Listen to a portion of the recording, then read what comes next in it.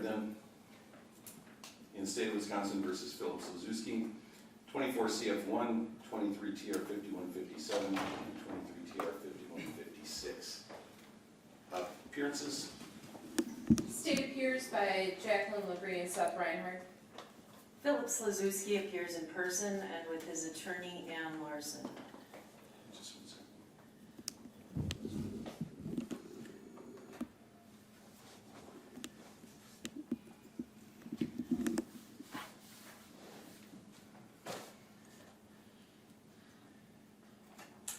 Matters are on the calendar for sentencing in the felony file. I note, though, that the two citations have kind of been riding along, but it doesn't look like we did anything with them at the time of the plea. I wish I'd realized this earlier. Attorney LaBrie, do you have an idea as to what we're doing with these? There's one ticket for violation of child safety requirements and one for operating without insurance. Those should be read in. All right. So the court will first then grant the motion to dismiss the two citations. Then as it relates to the sentencing on the felony case, there was a pre-sentence investigation filed September 13th, and let's start there. Attorney LaBrie, did you have an opportunity to review the pre-sentence investigation? Yes, Judge. I have reviewed it, no significant additions or corrections. All right, Attorney Larson, did you have an opportunity to review the pre-sentence investigation? I did. I also did review it with Mr. Slezewski. We do not have any corrections or additions. All right, and there was also a sentencing memorandum filed on September 24th. Attorney LaBrie, did you have an opportunity to review that? Yes, Judge. Attorney Larson? Yes. Then there were a total, I believe, of seven letters of support that were filed. Attorney LaBrie, did you have an opportunity to review those? Yes, Judge. Attorney Larson? Yes. All right.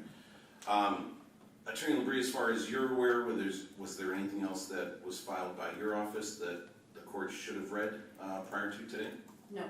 Attorney Larson, anything else that would have been filed by your office that the court should have read prior to today? No, Judge. I just briefly have a question, though. Is everybody that's on Zoom visible? No. So the way this works is I show four. And then so if we start with the panel that has the court reporter, then there are three others there, four here, and then three more there. Thank you. I just wanted to make sure all of the people in support of him are present, and it appears that they are. Okay. All right. Then I had met with counsel prior to coming out to talk about the number of statements that they anticipated having. Attorney LaBrie, I believe that you have 5 people that wish to make statements and 1 letter that you wish to read into the record, correct? That's correct, Judge. All right, and Attorney LaBrie, Attorney Larson, you have 5 people that are looking to make statements as well? I do. All right. Let's start then, Attorney LaBrie, with the letter. If you could just say who you're reading it on behalf of, state the name and spell the last name for the record, and then go ahead and read the letter. Judge, actually, the letter I'm reading is on behalf of victim 4 in the victim key, All right. and she would like me to refer to her in that manner if possible. Sure. The letter is dated July 8th of 2024.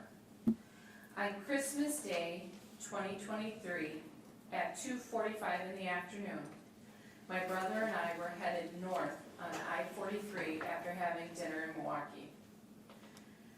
Our father, Robert Vinton, had passed away only 4 weeks prior to Christmas. We were suddenly struck very hard from behind, which caused my brother to lose control of his vehicle. We rolled over twice, hit a guardrail, and stopped facing south on I-43. The windshield shattered and peppered my right eye and face with multiple shards of glass. I was rendered unconscious and had to be flown by a medical helicopter to a level 2 trauma hospital in Neenah, Wisconsin.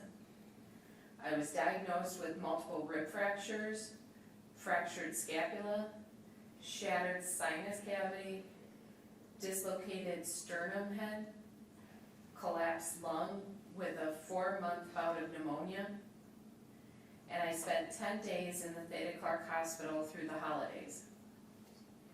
Upon release, I had multiple doctor's appointments, including treatment for post-traumatic stress, persistent pneumonia, and long-term concussion with dizziness and memory loss. I will have years of sharp pain due to my fractured sternum head. I am still suffering great fear when driving, which impairs me from leaving home to travel out of town to see my daughter and grandchildren in West Bend, as well as to attend my follow-up medical appointments. For the defendant to plead not guilty to our accident is a terrific slap in the face. I have been forever altered. Please see the attached photo taken by my daughter on the day of the accident at Theta Care. And Judge, she did attach a picture, as I had indicated prior to the hearing. I'm asking that the picture be marked as confidential just for counsel and court. All right, and Attorney Larson, you've seen that picture? I have, Judge. So let's make that.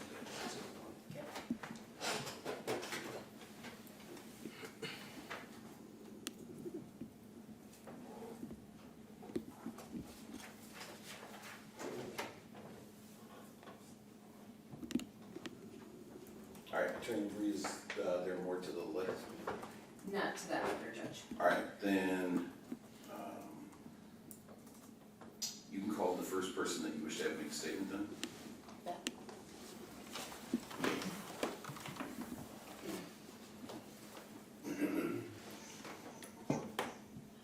Have a seat, ma'am. I need you to state your name and spell your last name for the record. Beth Avorio, Avorio. Give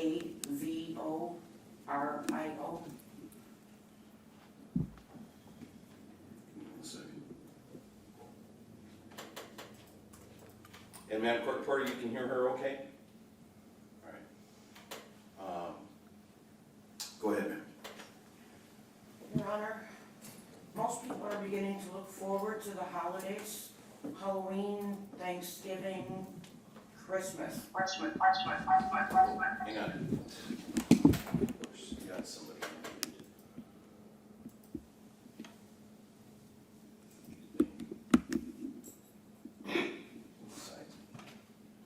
Okay, so if anyone else is on Zoom, just stay muted. We shouldn't be getting that kind of feedback. Let's try again. You can keep going now. It's not myself. As we get closer to Christmas, I can't help but remember the phone call I received this past Christmas telling me that my niece had died. On that day, I lost a piece of my heart. She had been a part of my life since I was 19 years old. To say that the holidays will not be the same for myself or the rest of my family is an understatement. How will we be able to celebrate? How can we be happy when my niece's life was taken away on Christmas Day? Not only did she die, but she died a senseless death, as did Phil's mother. Their deaths occurred because Phil had such disregard for human life that he got in a car, which is a 4,000-pound weapon. He drove under the influence of drugs and alcohol. No matter what the circumstances of him driving were on that fateful day, he made the choice to drive. And I am sure that I will never be able to forgive him. My great nieces now must grow up, not only without their mother, but without each other living together in the same home. This has forever separated their family. What happened will impact them forever, especially Keegan, who was in the same car and saw her mother and grandmother die. the girls will have to live without their mother. Their mother will not be there to cheer them on at their games. Their mother won't be there to see them graduate from school or get their first job. Their mother won't be there to cry on their wedding day. She won't be there to watch the sunset or play with them in the snow or dance around the Christmas tree. In one instant, their mother was gone. Phil took that away from them. I found out at a young age that I could not have children of my own. My niece was like a daughter to me and a second mother to her. I can't begin to explain the pain that I felt on the day that I learned, excuse me, on the day that I learned my niece had died. Your children are not supposed to go before you. I can't explain the pain that I feel every day when there is always something there to remind me of my loss. Phil has sentenced me to a life of being without someone that I love. Because of his blatant disregard for his family and his apparent lack of remorse, I ask that he be sentenced to the maximum penalty. Thank you, Your Honor. Thank you, ma'am.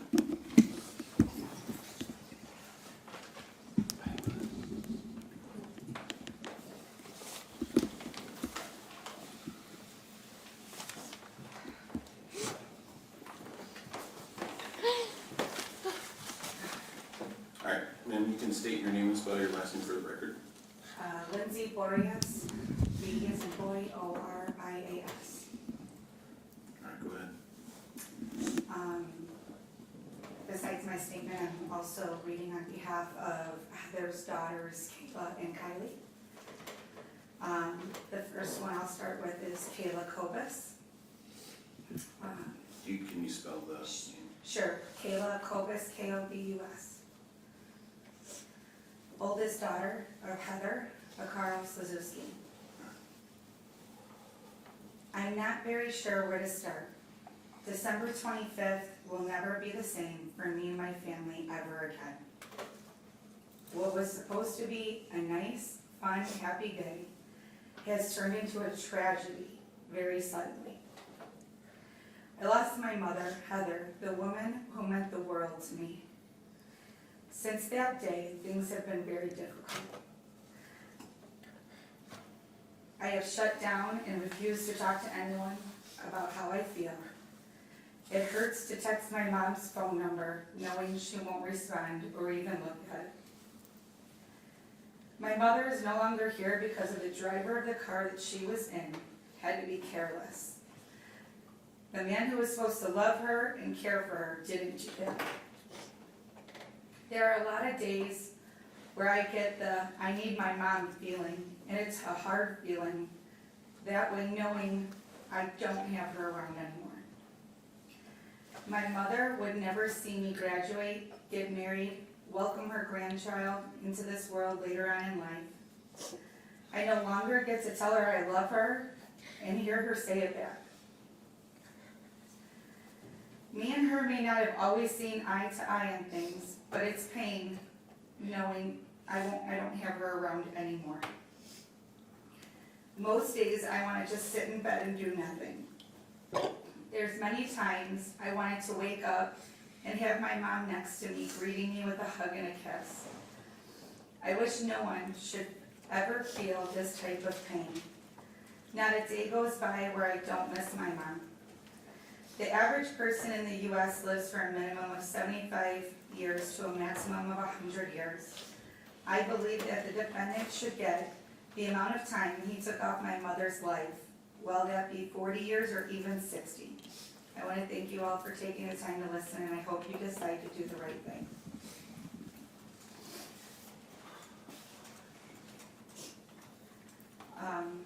Your Honor, the next one will be on behalf of Kylie Holden, H-O-L-D-E-N, Heather's other daughter. Your Honor, I would like to tell you a story. I'm currently 15 years old, but this story goes back to around 2010 when I was 1. My mom and dad had split up, and my mom found someone new, Phil. She loved the idea of him for reasons still unknown. My sister, Kayla, went through the same thing when she was just a few years old too. While Kayla and I went through pretty much similar situations, we both had very different outcomes. Kayla always saw her dad and knew him on a personal level. I knew who my dad was, but I never really knew my dad. As Phil got more involved in our lives, I saw my dad less and less. About 5 years ago, we moved to Greenbay, Wisconsin, where my stepdad got a job offer, so we thought. We were hoping for a better life considering we had been struggling all these years. Phil always made life difficult because he always spent his money on drugs. At that point, I hardly spoke to my dad, and if we did speak, it was small talk. I never really knew who he was at age 10. As I got older, things became more clear. We didn't move because my stepdad got a job offer. There was no real reason except for the fact of him wanting us away from our family and that he knew would be able to help us. All in all, Phil mentally drained all of us.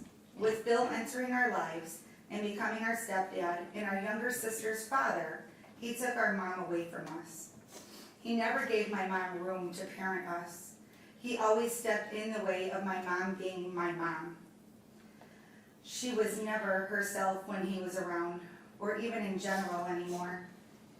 Our mom was slipping through our own hands without us even realizing. I heard stories about how happy my mom used to be before Phil. She held a job, had a home, and never touched cocaine in the presence of any kids. Phil changed that. Phil is a pathological liar.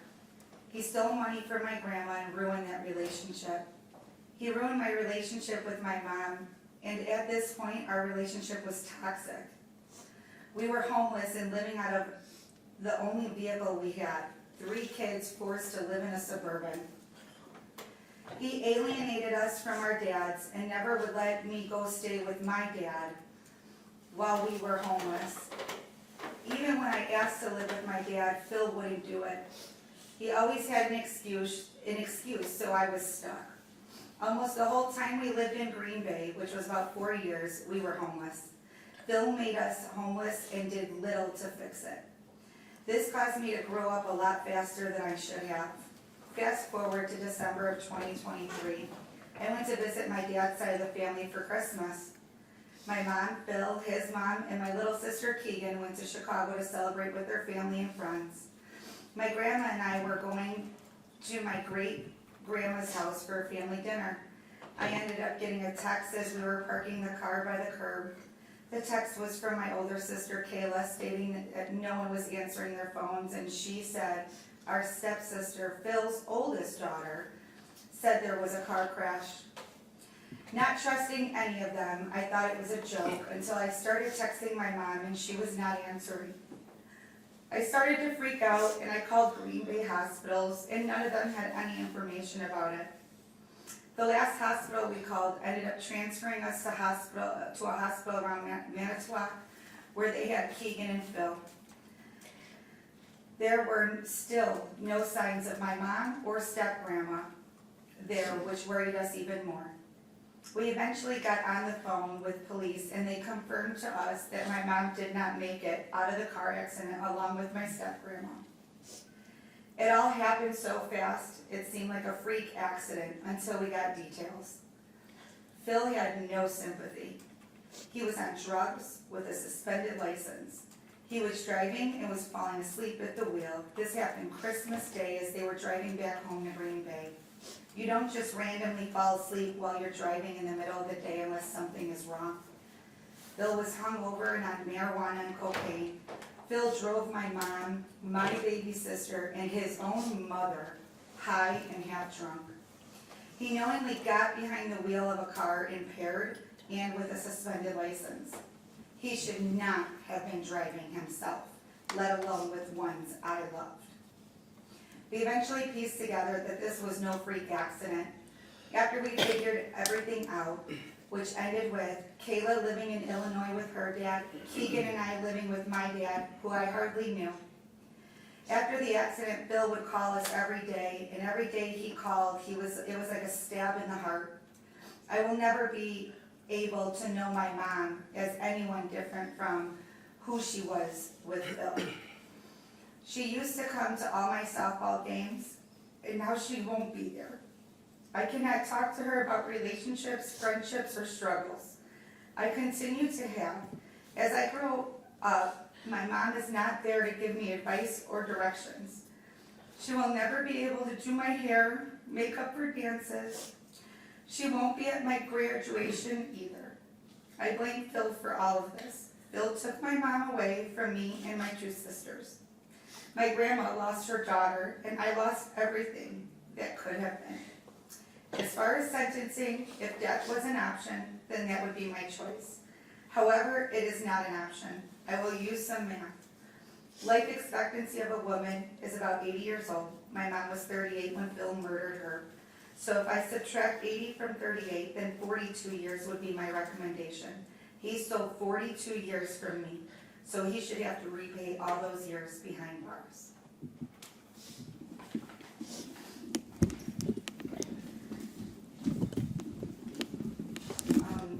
Your Honor, I do have a short one for myself, if you allow.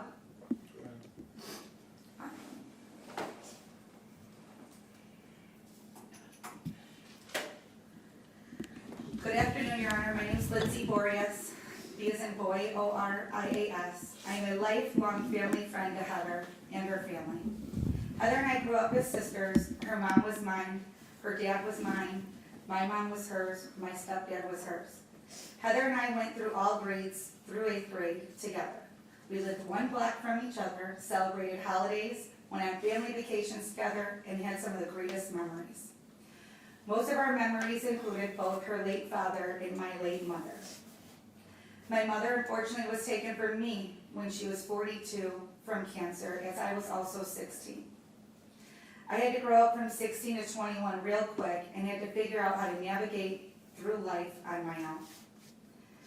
Finishing up high school, getting a job, going to college, getting married, raising my own kids, all without my mother. Your Honor, based on some stories you have heard or will hear today, I'm here to support my second family and ultimately Heather's children, all three of them. Kayla, 17, a senior in high school, Kylie, 15, a sophomore in high school, and Keegan, 5 years old, in kindergarten. I know this feeling of missing your mother and the heartbreak, the emotional and physical pain, and the lifelong obstacles these girls will face and have faced already without their number one supporter, their mother. Heather loved her girls unconditionally. As a parent, you will always have tiffs and disagreements with your children, but you will never stop loving and supporting them with your entire heart and soul. Heather was manipulated into her marriage, living agreements, arrangements, or lack thereof, and forced to leave her family behind, those that love and would help her and do anything for her and her kids, and have her kids suffer this lifestyle the defendant had provided to them. Had anyone known what we know now, living in storage units, no money, living in vehicles, trying to figure out how they were going to eat and where they would lay their heads, this tragedy may never have happened. On December 25th, this family's whole life changed. Poor Keegan had to witness the most traumatic thing anyone could ever imagine. Her mother dying right next to her.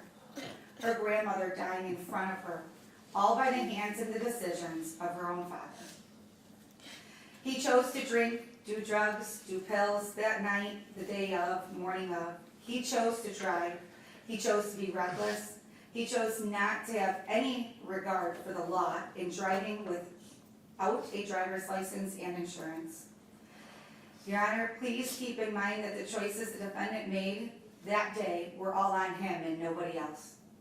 Please keep in mind that Kayla is going to graduate high school this year and go to prom and move into adulthood without her mother. Kylie is still trying to navigate life through high school without her mother. Still getting used to living with her father and grandmother and acting as a mom to her younger sister, Keegan.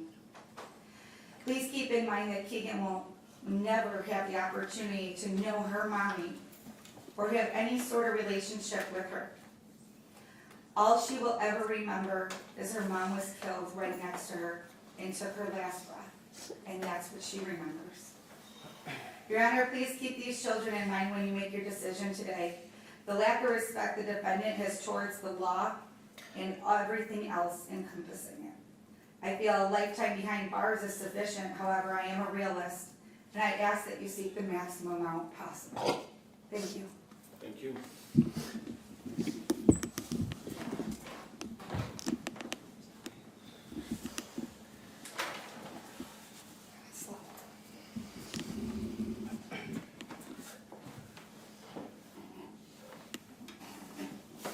All right, sir, can you just state your name and spell your last name for the record? It's Michael Arcaro, Alpha Romeo Charlie, Alpha Romeo Oscar. Go ahead, sir. Good afternoon, Your Honor. My name is Michael Arcaro, former cavalry scout and specialist of the United States Army, and brother to Heather Arcaro. In order to show the impact this has had in our family, I must first tell you a little bit about my sister. My sister was a loving mother, first and always. Her children's happiness was always the most important thing. All my sister ever wanted growing up was a happy, loving family, white picket fence and all. To watch her children fall in love, get married, start a family, and ultimately grow old. When my sister met Phil, none of us knew it at the time, but these dreams of a perfect family envisioned by my sister would become more and more a fantasy to those watching from the outside. My sister, blinded by love, would fail to see what was obvious to the rest of the family. He is a lying, manipulating, evil con of a man filled with broken promises and ill intentions. In 2015, he and my sister had convinced my mother that she would never have to work again and she would move in with them in Wisconsin. Much to my mother's skepticism, she took a leap of faith in believing them. He had explained how he had a good-paying job lined up, a story we've all heard before. But you want to believe him, right? The stepfather to my nieces, husband to my sister. You want so bad to believe him and you convince yourself that maybe this is different. Not long after, my mother's bank account was wiped clean, paying the bills after his good-paying job wasn't exactly panning out. Eventually, everything was gone. My mother's bank account cleaned out, paying the bills the man of the house was supposed to be taken care of. He, of course, lost that job, like all the others. I wish I could tell you the excuse, but it's lost in the millions of others I've heard throughout their relationship. With promises of paying back more than $10,000 to my mother, she moved back in with me and had to go back to work, starting over with nothing. To this day, nothing has ever been paid back. In 2022, I had to work in northern Wisconsin. With work not starting until the afternoon, I wanted to visit my nieces for a while before going to work. I texted my niece Kayla, and she explained how they were going camping with a friend that weekend and wouldn't be able to. It wasn't until after my sister's death that I learned camping with friends was actually we're living out of a Suburban at a campsite, and they didn't want me to know. My sister knew she could always come home. The disagreements, fights, and words exchanged could all be forgiven if she would have just left him there and brought her kids home. I don't know why she wouldn't just do that. It's a question none of us will ever have an answer to. Christmas was never fun for my family. After losing our father on December 27, 2007, me and my sister both lost the love for Christmas that other people held. Time heals all wounds, though, and it took nearly 15 years for me to find that joy again. Like a punchline to some sick joke that would all change Christmas Day 2023. It wasn't a white Christmas. I'll never forget the storm that raged that day. I remember lying on my bed watching TV when my mom had a phone call. Our condo is very large, and I can hear the panic in her voice. I can hear her ask, "Well, are you with them? How do you know?" She comes in and tells me it was Kayla. She's saying my sister, her mother, was killed. The defendant's daughter told her. Now, my first instinct is obviously denial. Why would an 18-year-old call a 16-year-old who would then call my mother before the police or a hospital would call? Is that gross negligence by the authorities in Manitowoc? It took my mother half a day to finally get an officer of the law on the phone to confirm the details. Phil waited all day to call my mother. He called everyone else. While on speakerphone, the first words out of his mouth were, "I want Heather cremated." Not "I'm sorry," not "I can't believe this happened." His first words to his mother-in-law were what he wanted to happen with the remains. When asked what happened, his exact response was, "I killed my wife and my mother. What do you want me to say?" No remorse. His only wishes were for the cheapest arrangements possible. The loving, caring husband only demanded cremation with no means or ways to pay. Then we learned that Keegan, my sister's youngest, was with a family in Greenbay, Wisconsin, all alone. He just gave his child to a family instead of calling her actual family. Instead of calling her family to go get her, he called the same person whose house he was at the night before. the same house where the cocaine and the partying took place.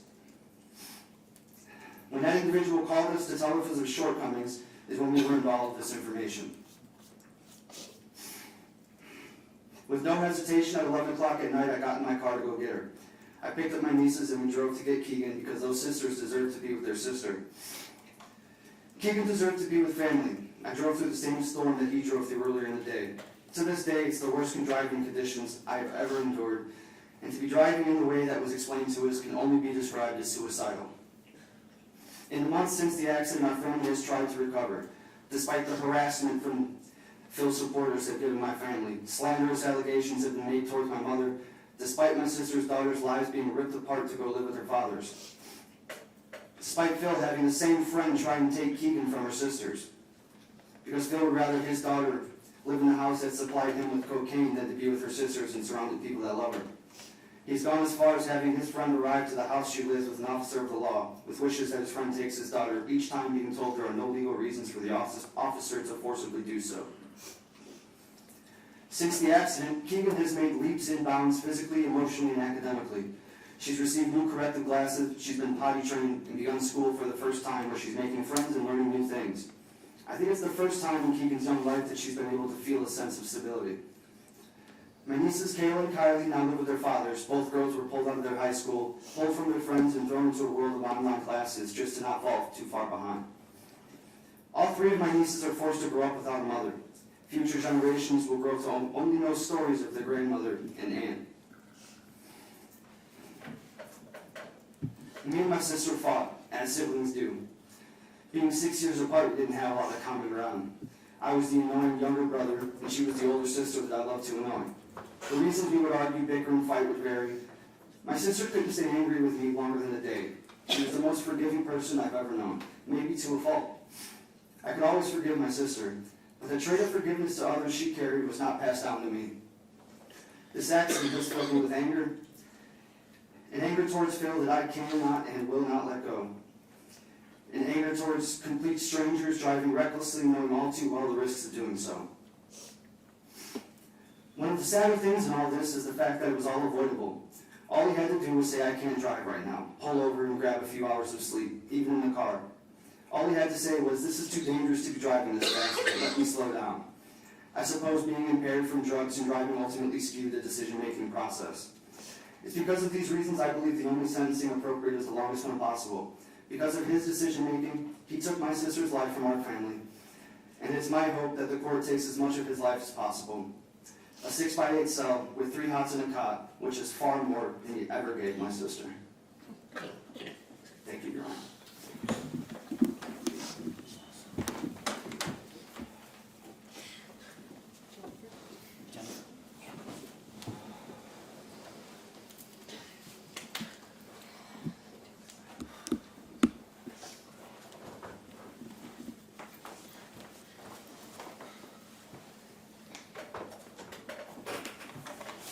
All right, ma'am, we need to just state your name and spell your last name for the record, please. My name is Jennifer Holden, H-O-L-D as in David, E as in Nancy.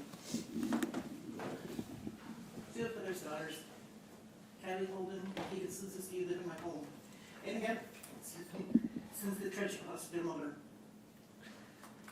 I did, I was prepared, but it's already been said, but what you don't know is having to sit with a 14-year-old child in a vehicle, having to wait for police to get on the phone to let them know that her mother has died on Christmas Day.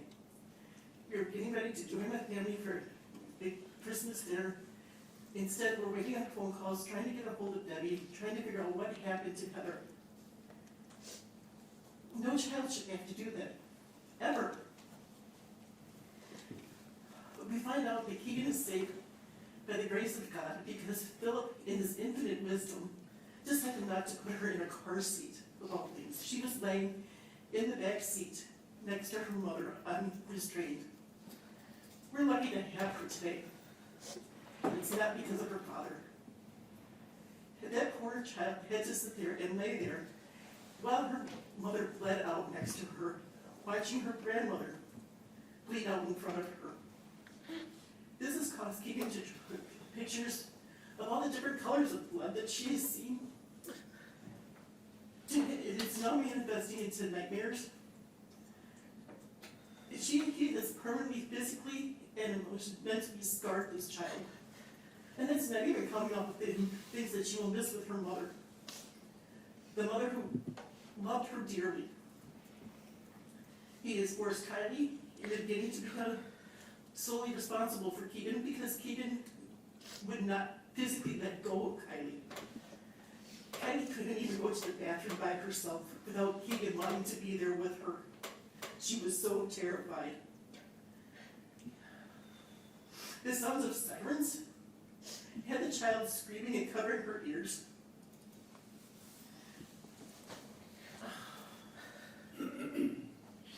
And then he has police come to my house with his so-called best friend to try and yank her away from us. Her sister, who has been there every second with her since her mother passed away. He screamed. You could hear that child cries. It almost brought tears to the police officer's eyes. He's still damaging this child from jail. The only person that would have protected her was her mother or her grandmother from that end. And now she has neither one. Clarine was Keegan's second mother. He came home from the hospital. She slept with Clarine. It was when they had a room, it was with Clarine. Heather wasn't there, Clarine was there for both the girls. When Kylie was younger, Clarine was Yogi and Kylie was Boo Boo. He ripped two vital women from their lives. And he should be not only forced to serve the sentence of 42 years, which is the normal expectancy of Heather would have lived, but he should also have to serve the time that his mother would have had left. I think that's all I can. Thank you.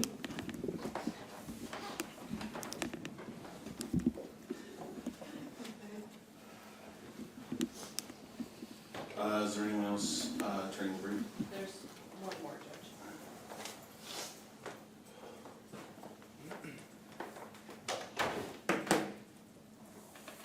All right, and then you just state your name and spell your last name for the record.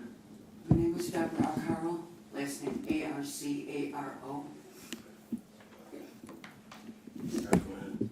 I'm Heather's mother. I thought the hardest time in my life would have been in 2007, watching my husband die at home on hospice from cancer at 48 years old. And then it was telling us, we all did tell him we would be okay, that we could let go. I was wrong. This is. At least we knew what was coming. Growing up, she was our sweet, outgoing little girl, Daddy's girl. As the teenage years came along, there were normal arguments as to be expected, but she always spoke her mind, would walk away from relationships when she was not happy, was the most forgiving person even when she shouldn't have been, and she loved her girls. I think she never fully recovered from her father's death. And then the defendant is in her life. From the start, my inner voice was warning me. They got married without telling my family. She would have never made that decision on her own. That was the start of the control over her. It happened gradually, but slowly escalated year to year. To be honest, I don't know how we did it. As like I said, she didn't put up with anything and spoke her mind. But as time went on, after we moved to Wisconsin, we saw them less and less until I moved in with them, knowing I would do anything for my granddaughters and pounced on that. And here I was out over $10,000, probably closer to 20, because of his lies. Looked me in the eyes, swore on his father's grave he was getting a settlement from a work accident. I thought, okay, what kind of person would do that? Him. I moved back to Illinois, start over, and they said moving to Greenbay for a great job at a car dealership. More lies. I almost lost my condo and did lose almost everything in the storage unit because he told me it was paid up. More lies.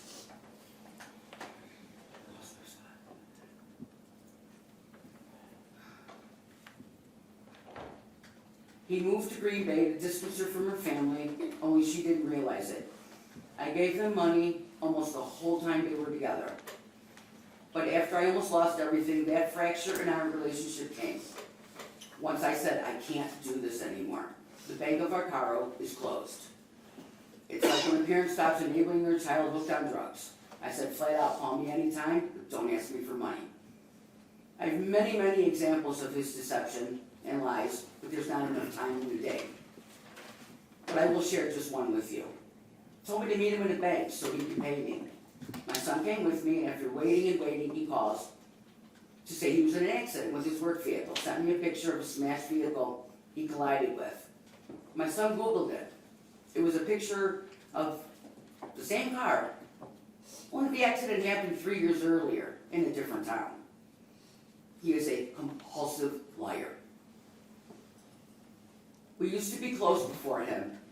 I never stopped loving her. She's my child. We were fractured, not broken.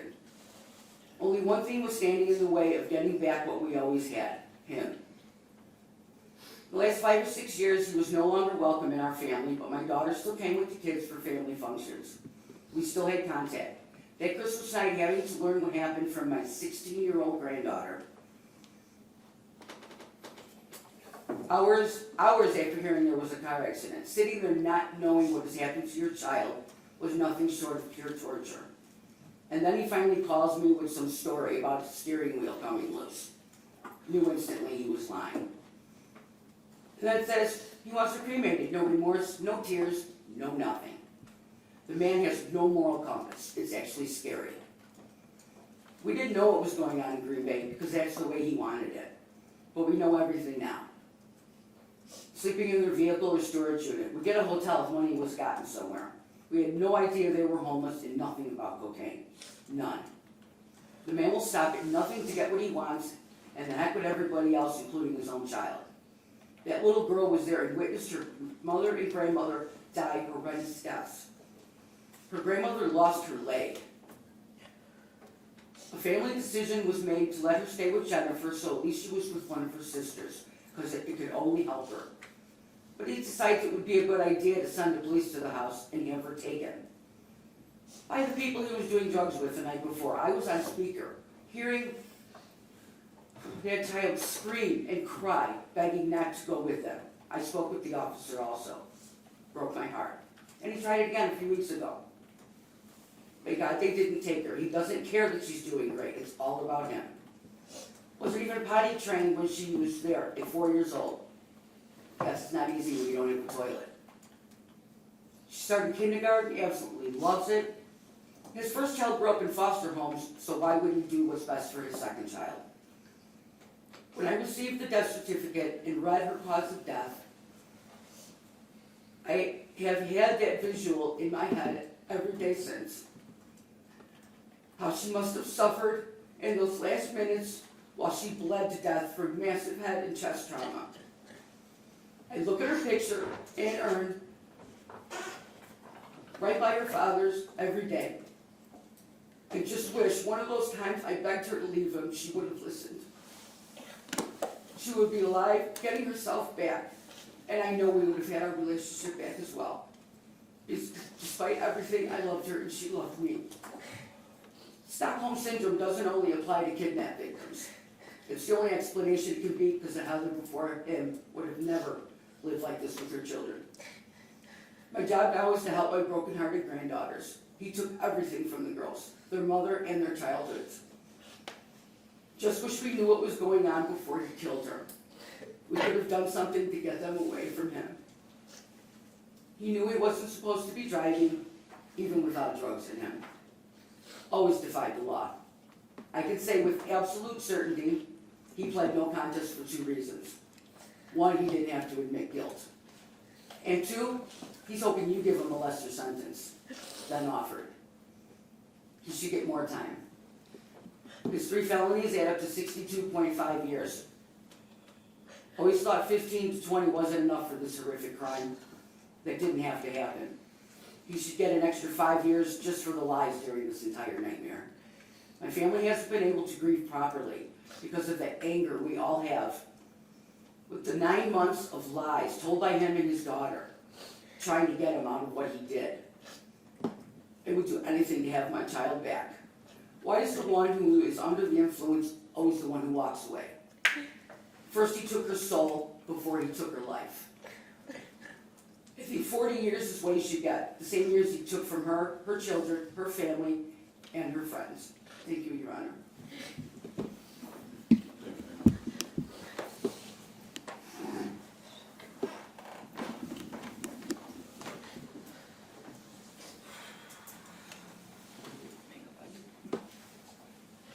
Anyone else, Attorney Green?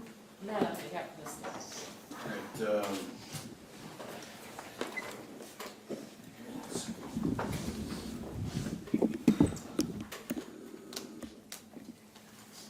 Alright, alright, Attorney Larson, who do you want to have make a statement first? Judge Nicole R. Scott, she is the mother of Mr. Slezewski's oldest child, Kaylee. And she's on Zoom. Yes. Ms. Arscott, can you unmute?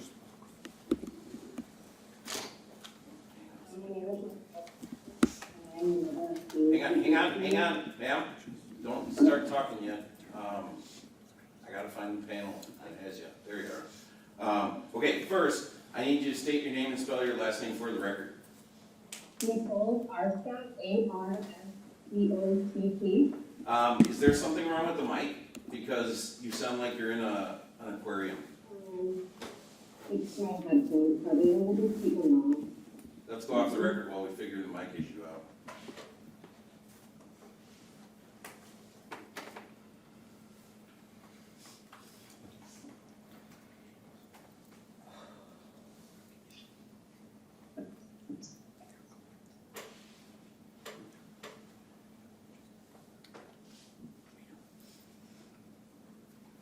Try now, ma'am. Not much better. Give me 1 second.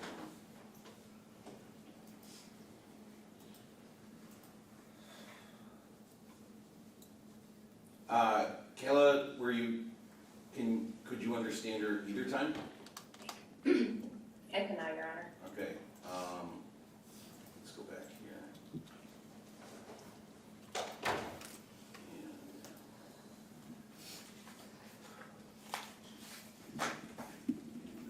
There she is. Okay,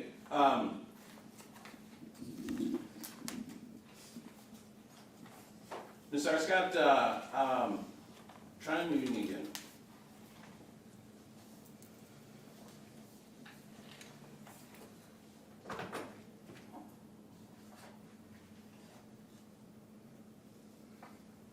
Well, I'll tell you what, while we sort this one, oh wait, there she is.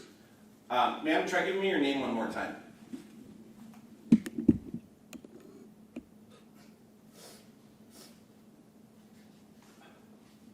Ms. Arscott, if you can hear me, try giving me your name one more time.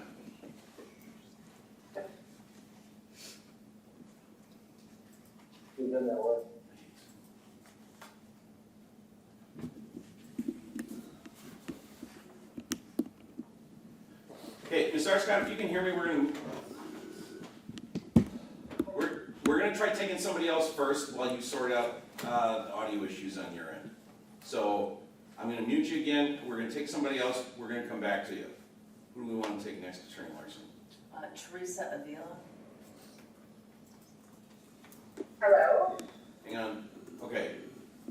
Well, Ms. Avila, can do me a favor. Can you guys hear me? I'm sorry. Wait a minute. Too many people talking at once. Ms. Avila, I'm gonna mute you for a second. Hang on. Okay, Ms. Arscott, is that you? Yeah, sorry, it was connected to my headphones. All right, stop for a second. Yeah. Because that's much better. Recorder. Kayla, you can hear her now?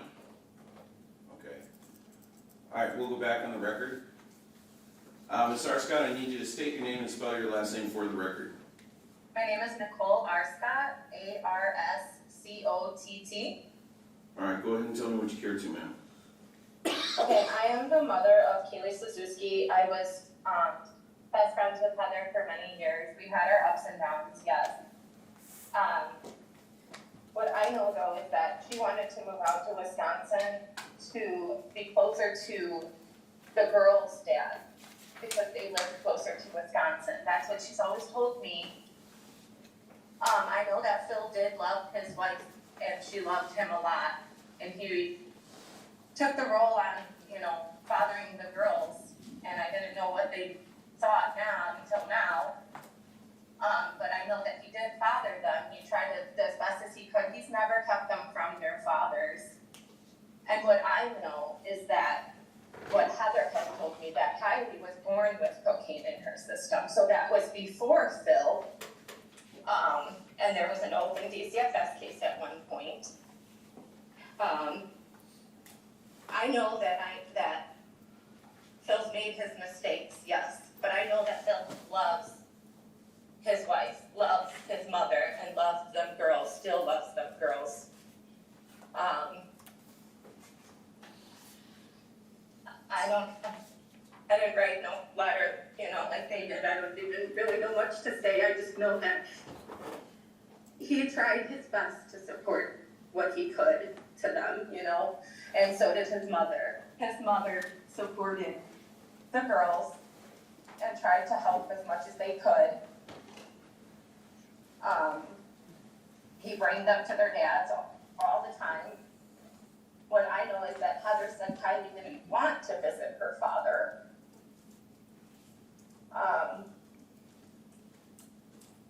And that, just basically he loved his girls. He loved them. He made mistakes, but I know that this was an accident, a very, very strong accident. And I love all of them. I love these girls, and I love Phil, and I love Heather. Me and his mom had our her mom had our differences, but I feel for them too, And I miss Heather, and I miss Clarine every day. But I feel like that's all I got. I just know that he loved them, and he tried to support them as much as he could. And that he's not a monster. He took the fathership, like he raised Kylie, She chose not to go to her family. So that's all I know, what I know. So, thank you for listening to me. Thank you, ma'am. You're welcome. Attorney Larson, who'd you say is next? Teresa Avila.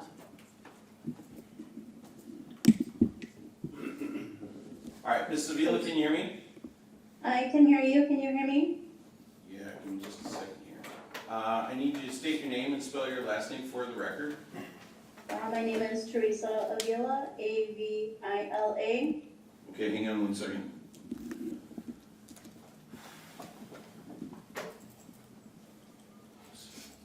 All right, go ahead. I have known Phil for a very long time, since I was 18 and I'm 36 now. Phil was my first boyfriend. We were together on and off for 3 years. And while I did not know Heather, I did know Clarine, his mother.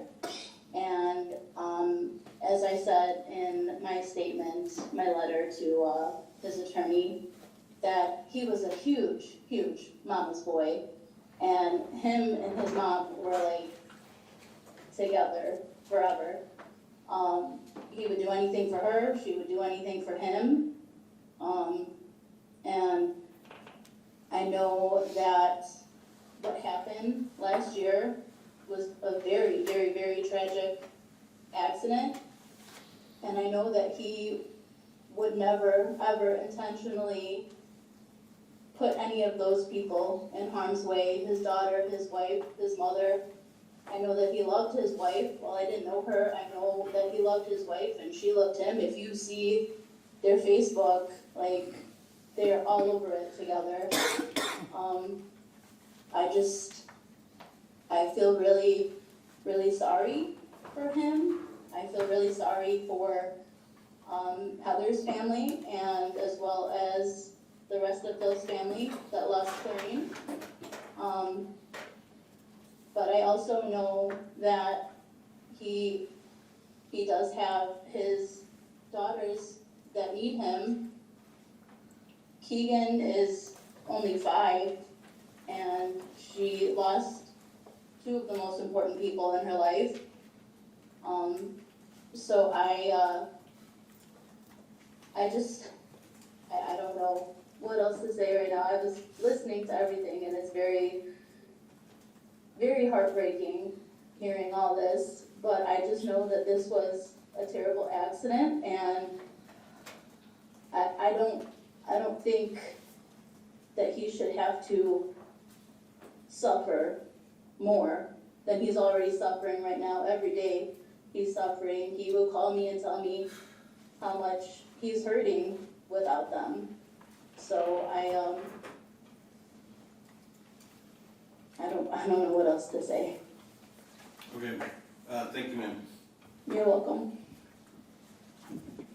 Attorney Larson, who's next?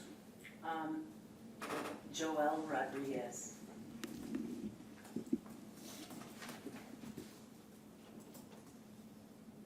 Mr. Rodriguez, can you hear me? Yes, Your Honor. I need you to state your name and spell your last name for the record. Joel Rodriguez, Rodriguez. All right, go ahead, sir, and tell me what you care to. Okay, Your Honor. I want to first by saying that I'm very sad. I'm very sorry for Heather and Clarine. I love these two people. And I want to tell you, I know Philip for 27 plus years. He's my best friend. And Philip's a great person. Philip's a great friend. He's a great father. Okay?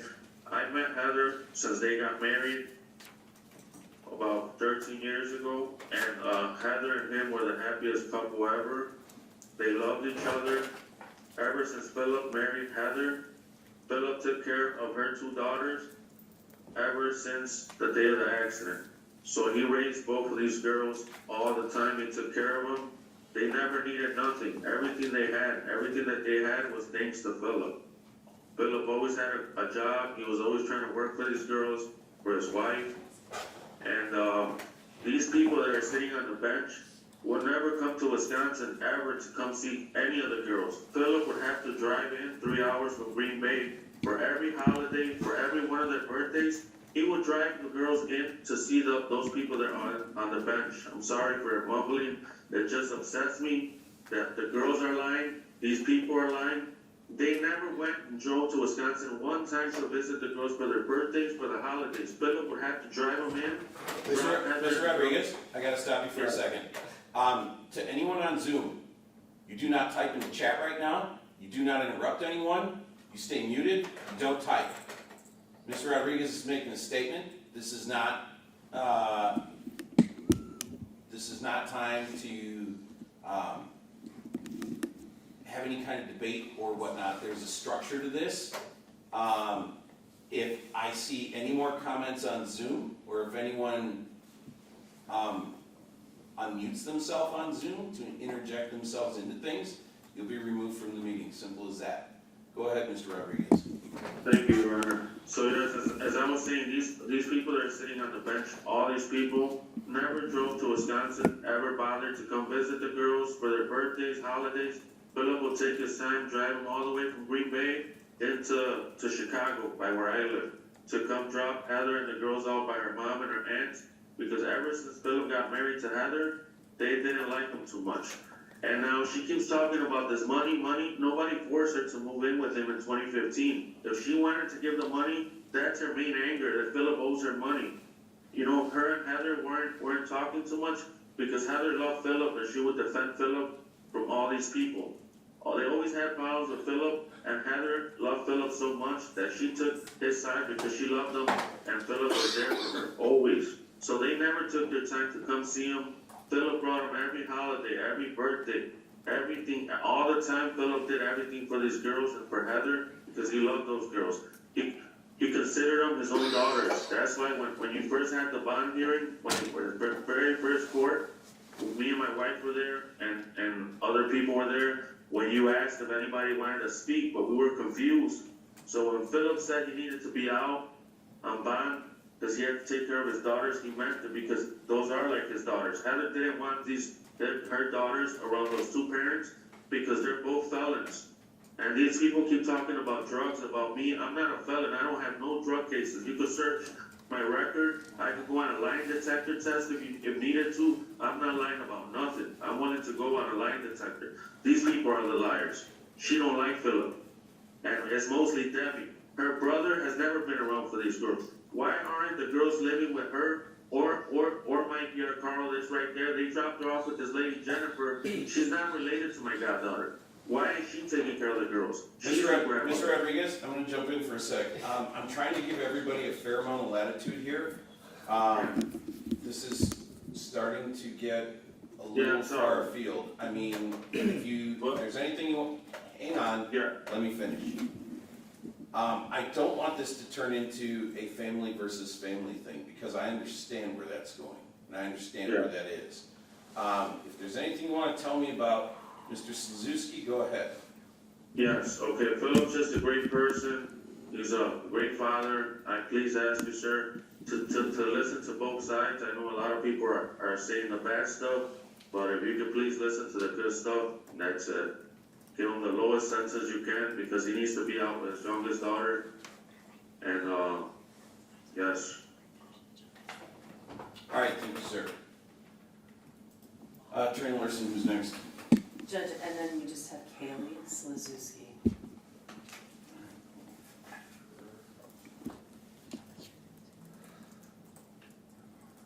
Ms. Slezewski, can you hear me? Yes, I need you to state your name and spell your last name for the record. Kaylee Slezewski, Slezewski. Okay, and Ms. Slezewski, I'm gonna, just because of the way things are headed here, I'm just gonna tell you at the outset, because I remember you having spoken in the past.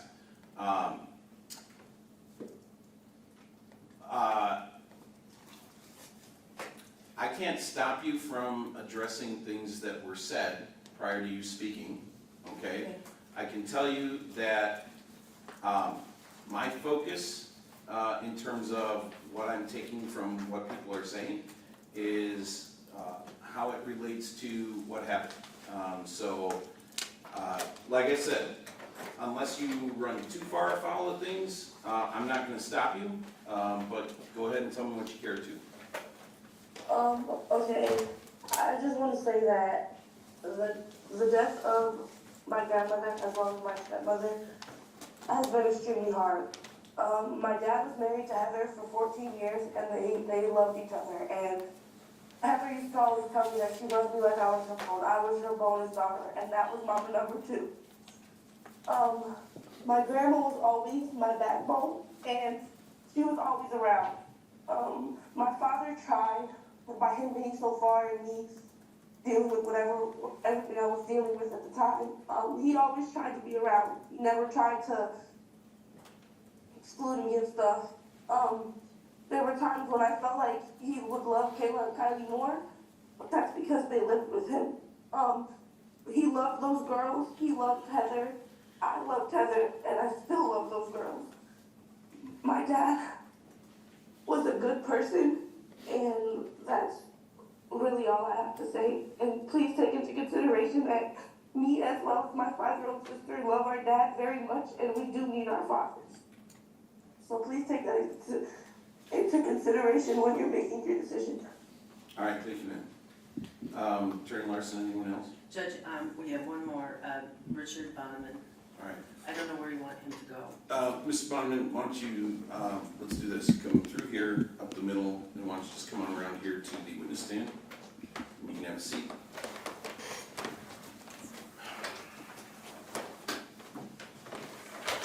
And the chair and the microphone will move, so try to make yourself comfortable, try to speak directly into the microphone. I need you to state your name and spell your last name for the record. My name is Richard Bonneman, Bahnaman. All right, go ahead and tell me what you care to, sir. Your Honor, I'm a deacon in the Roman Catholic Church. I've been involved in jail ministry here at Manitowoc County Jail for 25 years. I've worked with many men from many different backgrounds, and I've even been told by a judge once how many people find God on the day of their sentencing. In my opinion, Phil would be an exception to that rule. One of the advantages I think that I have compared to some other folks in here, as I come with no bias. I come also in the fact that I've known Phil not using any drugs or not under the influence. So I might even get a purer version of him than other folks might have. Phil came willingly, always, to our sessions. One time we talked about reconciliation, and as a Roman Catholic, we offer reconciliation as a sacrament, which was open to Phil, and Phil did pursue that and did go to that sacrament to find forgiveness. So I don't think that Phil really finds himself as being innocent. He's spoken remorsefully often in our sessions. I think I've seen Phil not only be worthy of rehabilitation, because he not only came to our sessions for himself, he also came bringing other prisoners with him, because they knew that they would find a message of hope in that place. So I know Phil in a world of hopefulness. I know Phil as a man who came with an open heart. I wish my colleague could have been here, Al Forner, who passed away just this past week, who Phil grew really close to. Phil wrote beautiful notes to him and his family because they were going to lose their father. So I know Phil's heart from the moment. I don't know the heart that you knew, and I'm sorry for your loss, for sure. I'm not here to prove Phil's innocence. I'm here to prove Phil's worthiness of having a sentence that will allow him to enter into society again someday and prove that he's worthy of rehabilitation. All right, anything else, sir? No, that's it. All right, thank you. You can proceed.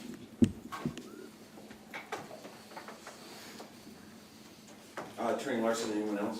No, Judge, thank you. All right. Attorney LaBrie, go ahead. Your Honor, the state's recommendation in this matter for counts 7 and 8, as well as count 14, is for a total sentence of 15 to 20 years initial incarceration and 10 years of extended supervision, and the mandatory driver's license revocations that go along with that. As the court knows, you have several factors that you need to consider in sentencing: the gravity of the offense, the character and rehabilitative needs of the defendant, the need to protect the public, and the impact on the victims. As far as impact on the victims, I don't know if much more can be said than was said in this courtroom today. We have 2 different vehicles involved. We have the loss of a mother and a grandmother in one vehicle, which cannot be replaced and is immeasurable to those that they have left behind. And then in the other vehicle, we had a brother and a sister who were traveling for the holidays and had severe medical injuries as a result of this. You heard the letter I read on behalf of the sister, but the brother also had significant injuries and was medically treated. He had fractures as well, including to the spine. So the impact on the victims is great, and it's going to be lifelong. These daughters are never going to have their mother back. They're never going to be able to fill that void. Time will heal some of these wounds, but it will always be there. The other family also lost a mother and a grandmother, and again, that impact will be lifelong. And then the other 2 victims in the other vehicle have had significant physical injury that is staying with them, especially victim 4 has continued to have issues as a result of her injuries and the glass that was embedded, as well as the broken bones. When you look at the gravity of this offense, there is a lot to look at here. This accident occurred on Christmas Day. It's on I-43, which is a heavily traveled interstate in Manitowoc County.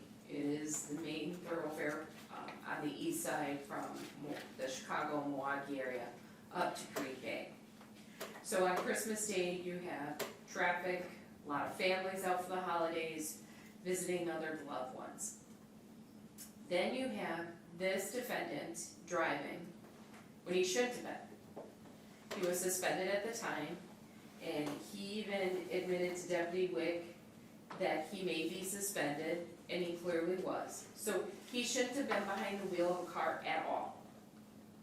Let alone with the other factors, the impairment as well as the speed. They were heading northbound from Chicago. The other victim vehicle was also traveling northbound from that area. The other victim vehicle was ahead of the defendant, and the defendant struck the other vehicle in the lower passenger side area, rear area. And as a result, the white Tahoe struck the guardrail, rolled over, and eventually came to rest in the southbound lanes of I-43. Not only just in the southbound lanes, but in the far southbound lanes, traveled quite a distance. The defendant's vehicle, after striking the guardrail, overturned and came to rest upside down alongside the concrete overpass columns that were in that area. This was a devastating accident, as the court can tell. We lost the lives of 2 individuals. The other 2 individuals in the white Tahoe were injured. Like I indicated, there were multiple broken bones. The brother that was in that vehicle had 2 broken ribs and a broken vertebrae. State Patrol reconstruction went out and evaluated the scene. And what did they find? The State Patrol found that both vehicles were traveling northbound on I-43. As I had indicated, when the accident happened, they were rollover and striking at the guardrail.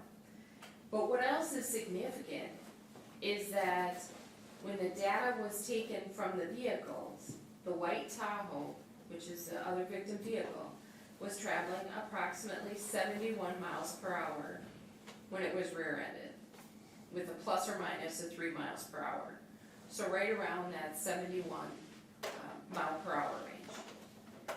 The Suburban, which is the vehicle the defendant was driving, was traveling at a significantly higher speed. That vehicle was traveling at approximately 98 miles per hour, with a plus or minus 4 miles per hour. That interstate is not equipped for that kind of speed, and it is certainly not equipped for that kind of speed in December in Wisconsin by an individual who doesn't have a license and shouldn't be driving, and by an individual who's got cocaine and marijuana in his system. So not only are we here because of his impairment, but because of his recklessness.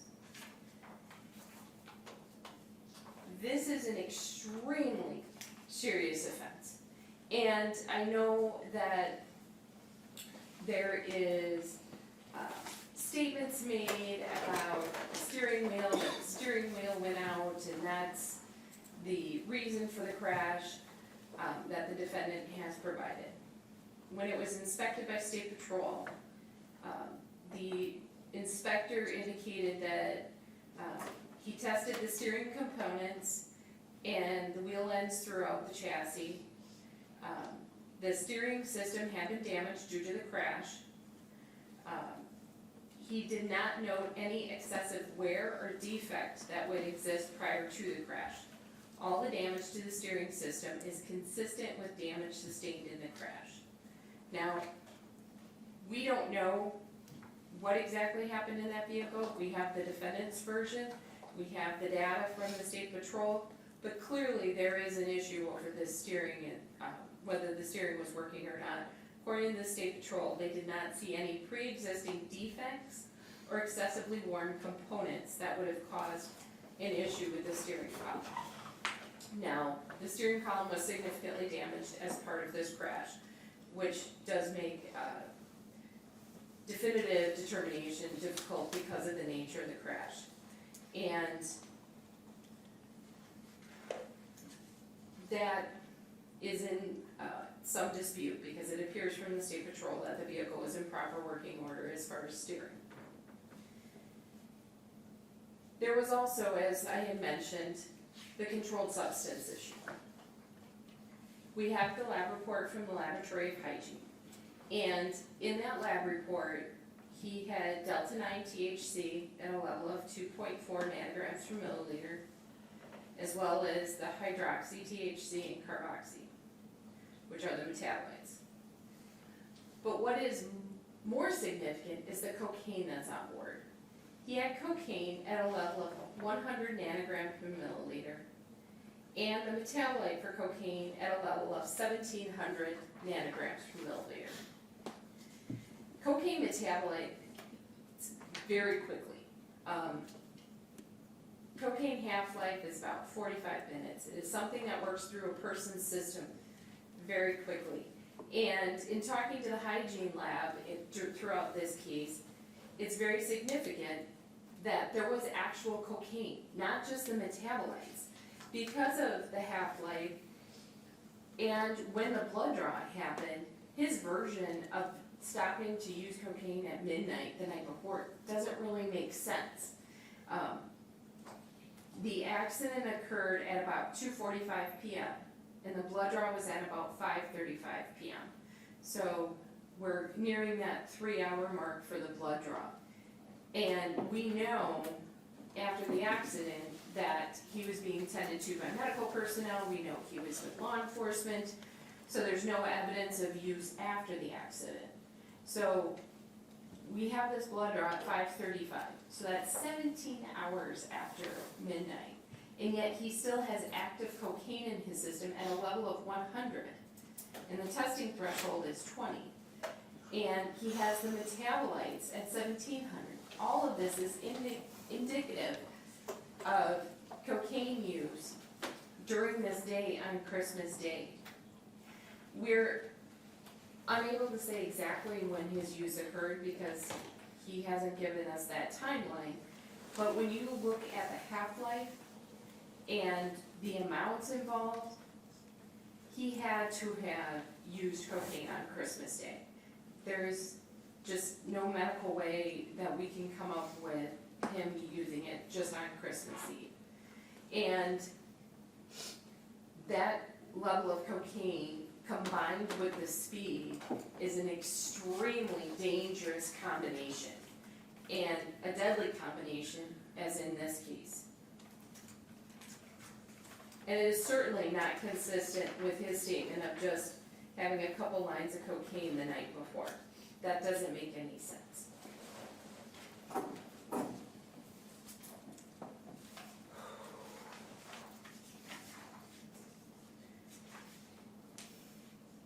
Judge, he also made statements to the pre-sentence report writer as well as the sentencing memorandum that's been submitted by the defense. He's still blaming the steering for the accident, and he's still pushing his drug use back to Christmas Eve. And all indications by the State Patrol and the hygiene lab speak differently to that.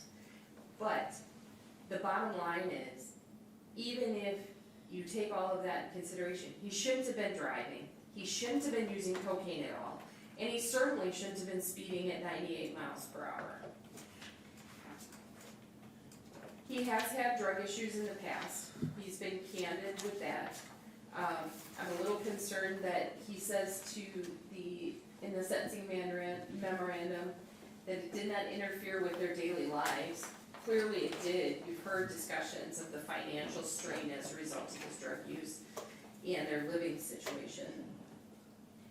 The court is to also look at his prior record. He doesn't have a lengthy prior record. I am concerned with his traffic offenses. Typically, I wouldn't cite a speeding offense in this type of sentencing, but I think it is significant that he does have a speeding ticket for 20 to 24 over. So he consistently drives at that fast pace. He's been cited for it before. He's been cited for operating while suspended in Racine County, as well as operating while suspended and speeding in 2023. he's had the Brown County violation. So he has had traffic issues in the past. He's had long-standing AODA issues. This cocaine use started at 16. His marijuana use also started throughout his 20s and 30s, and they have been a consistent issue for him.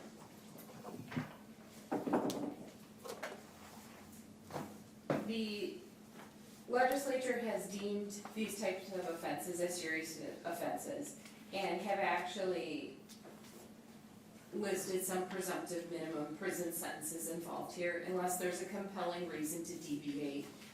And in fact, I don't think there's a compelling reason to deviate downward.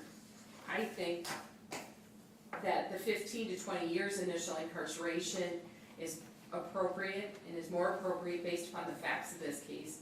You not only have the two individuals who lost their lives, we have a very young girl who was endangered in this vehicle. She was unrestrained, and we're fortunate that she was not harmed. We have two individuals in the other vehicle who were severely impacted by this physically, not only physically, but the emotional trauma that goes with it. I think to not impose a significant sentence would unduly depreciate the seriousness of these offenses. And I think the 15 to 20 years initial incarceration and the 10 years extended supervision is appropriate. I have asked, we have asked the victims if they're requesting any restitution, and at this point I've been informed that they are not. I also did print out 4 photographs from the accident scene. There were 2 that were the accident scene, and then 2 of the white Tahoe that are a little closer up. I would ask the clerk to review those. I would also ask that they be marked as confidential and only viewable by counsel in court. All right, Attorney Larson, once you've had a chance to, you've seen these 4? Yes. All right. Any objection to the court receiving those as exhibits 2 through 5? No objection, and no objection to them being sealed. All right. While we're having those marked, I'm just going to take a second here. I see at least one person on Zoom. Who's got their hand up. So what I want to do is this. I'm just going to ask that person, to the person marked as Tiffany, don't unmute. Just thumbs up or thumbs down. Are you a victim? Okay, then you don't have the right to speak today. Okay, being in the gallery on Zoom is the same as being in the gallery in the courtroom. People don't just get to raise their hands and talk. So I appreciate that you have something you may want to say. You honestly don't have the right to say it. I can't let you. I didn't want to let it go any farther. Let me think you might get a chance, but that's just the way the law works. Give me a second to review these.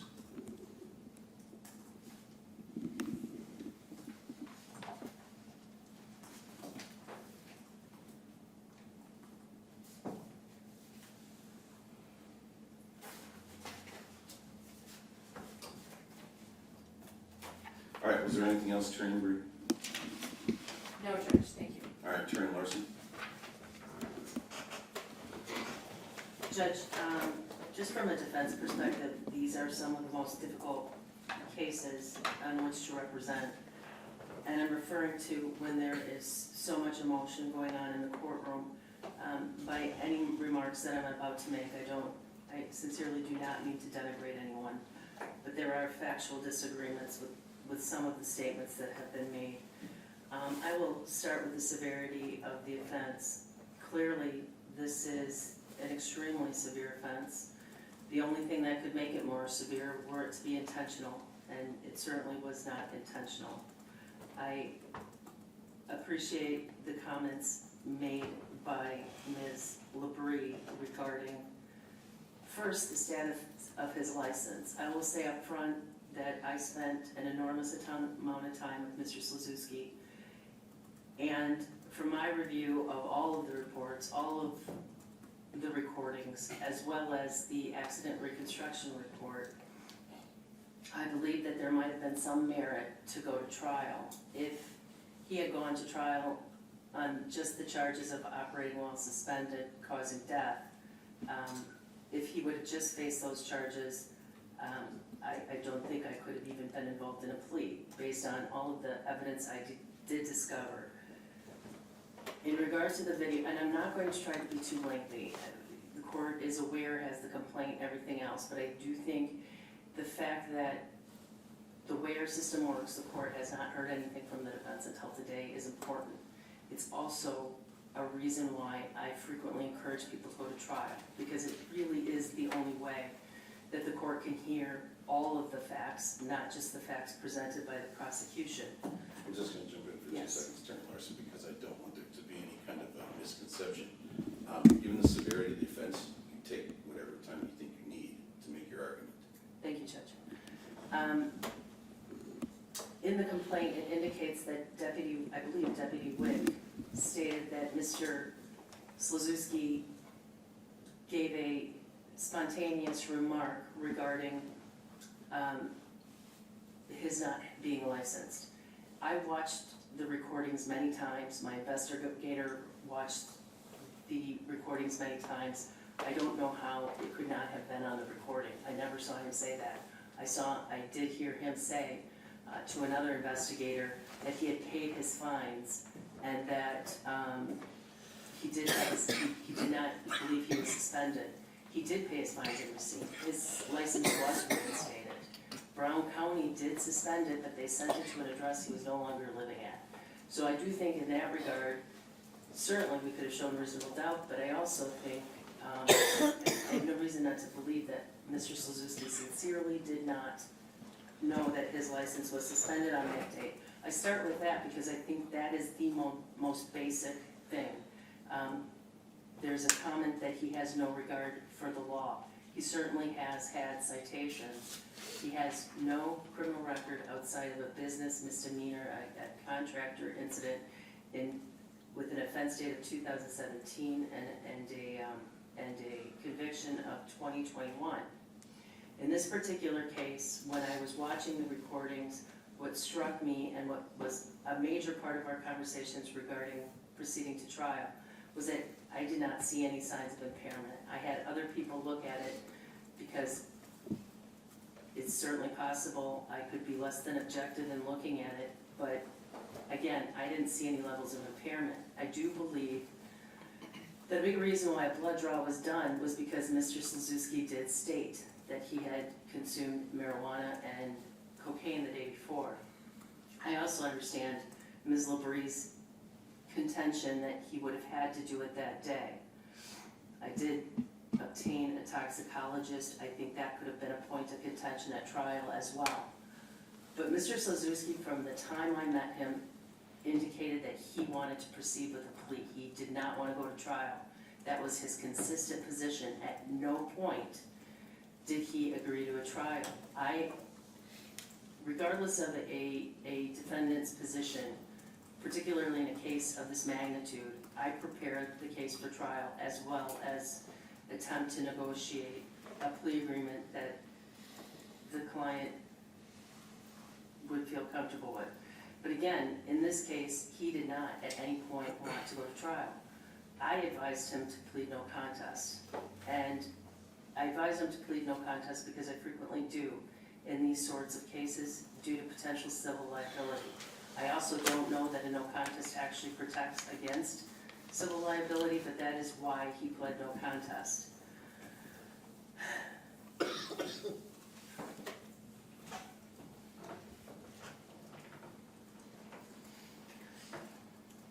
In addressing the substance abuse, Mr. Slezewski was a very regular consumer of marijuana.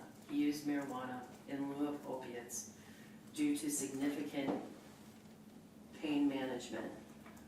In Illinois, marijuana is legal, but Mr. Slezewski knows it's not legal in Wisconsin. He also knows that that was in his system. The only defense he would have had at trial, or if the accident would have happened, whether he was impaired or not. That would have been the question for the jury. And of course, the jury could have gone either way. I'm not suggesting that the jury would have found him not guilty.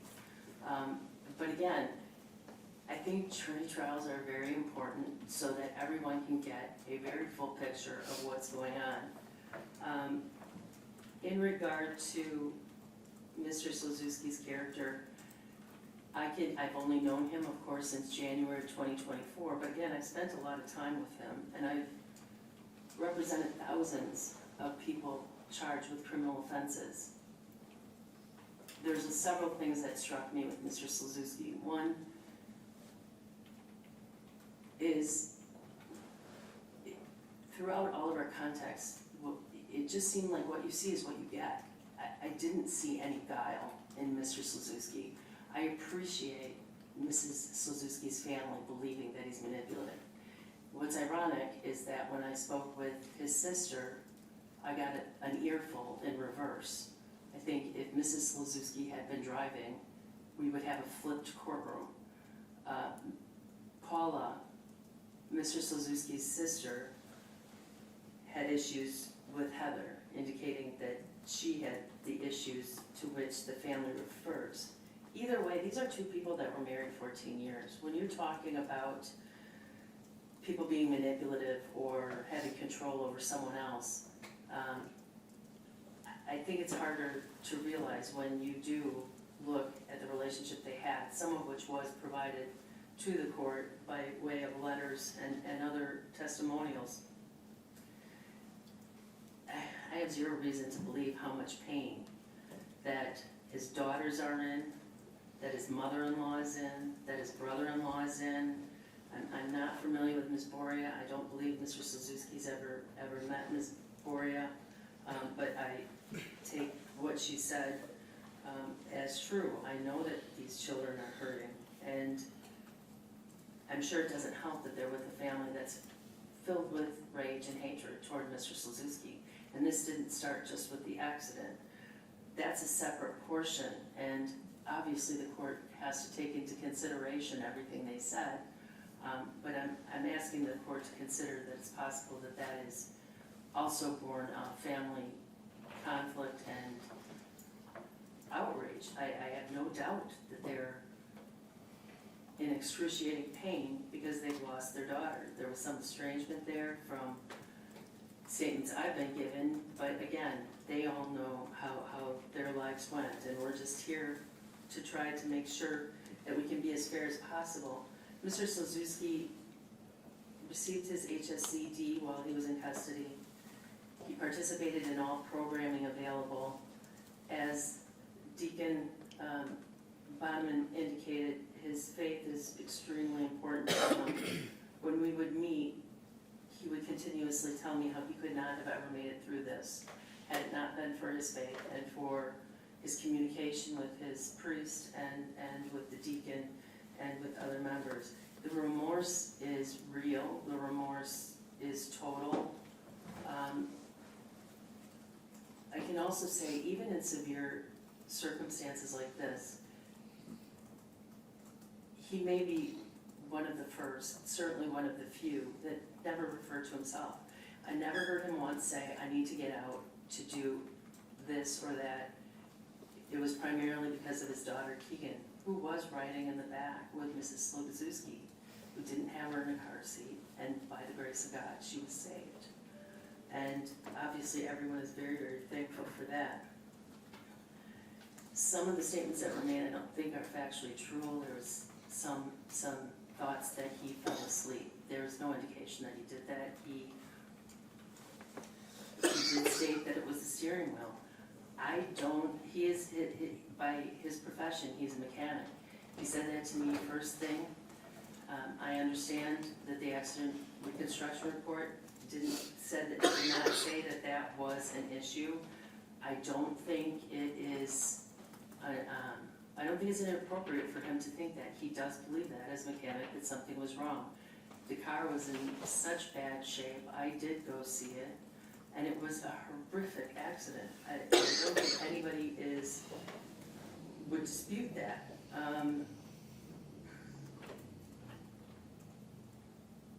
I'm not sure what the situation is with Mrs. Arcaro's daughters. Mr. Slezewski had indicated that they'd been with him, that he had treated them as his own I can't in a million years envision Mr. Slezewski preventing anybody from seeing anyone. And I think that fathers have rights in the state of Wisconsin and in the state of Illinois. And frequently, you cannot take a child out of state with at least tacit permission, because either party has the ability to object to a child being brought out of state. I don't know how relevant that is, but I don't feel as though I can just glide past that. I think that there is a lot going on there. And that's why I keep saying also that I don't want to diminish the pain. I don't think anybody in this room would think that that isn't real or that's not true. But I think some of the facts are getting a little distorted because of the emotion. Mr. Slezewski has maintained lifelong friendships. Ms. Klein, I believe Tiffany Klein, is the one who wanted to speak. There were a number of people who wanted to speak on his behalf, and I did limit it to several people. So again, that's why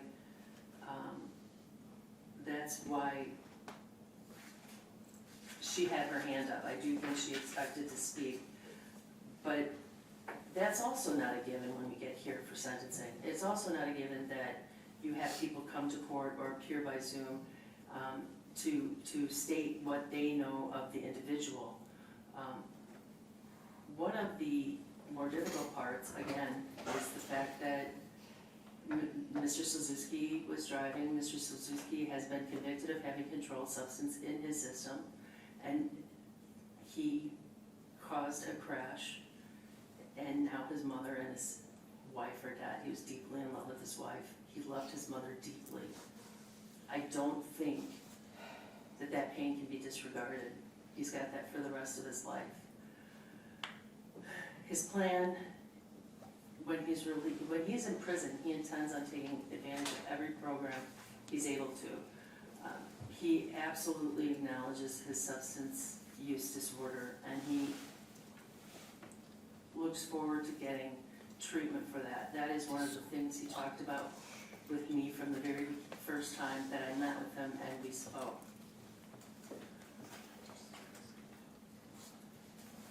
The number of years for prison is a difficult call, and I think it's maybe one of the most challenging and maybe even one of the worst parts of being a judge. There's no magic number. Sometimes it would be much easier if we knew exactly what number was needed to protect the community and for any punitive aspect of the sentence. And again, Mr. Slezewski knows that there must be a punitive element. The PSI asked for 3 years initial confinement on 2 of the counts regarding the deaths, and probation on the remaining count to run consecutively. I do think some of the important points worth noting are the fact that Mr. Slezewski has no serious record has no real criminal record. He had some contact with law enforcement in Illinois, but no criminal history in Illinois, and 1 misdemeanor conviction that's unrelated to anything that would be involved in this case from 2021 in Waukesha. I think that is a very important thing, because obviously when you have an offense of this nature, the biggest concern that any court is going to have is what's going to happen when and if he's released. If he's released, is this something likely to happen again?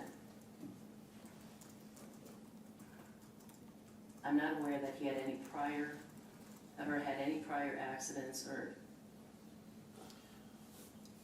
had any kind of issues, again, primarily in Illinois, where he did live the majority of his life.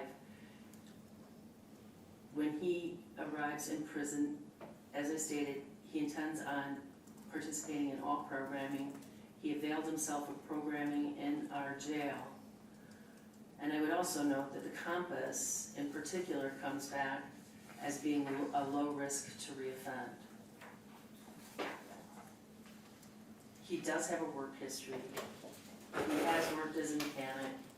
he does have a trade, so that when he gets out, he is employable and he will be working. Judge, we're asking that the court take all of these factors into consideration when passing sentence. I understand why the state is asking for 15 years initial confinement, but I'm not exactly sure what that does. I don't think Mr. Slezewski, certainly at this point, is a threat to the community. When he is released, he will work like he did in the past. He will work very hard to reestablish his life, and he will, as I stated, will use programming in the prison to facilitate all of that. The loss of his family is enormous. I many times expected him to fall apart, to defend himself, to do all manner of things that many people do in his situation. He did not. So there can't be any doubt that Mr. Slezewski is remorseful, and that remorsefulness translates into the fact that he's got a very strong motivator to never ever use controlled substances again.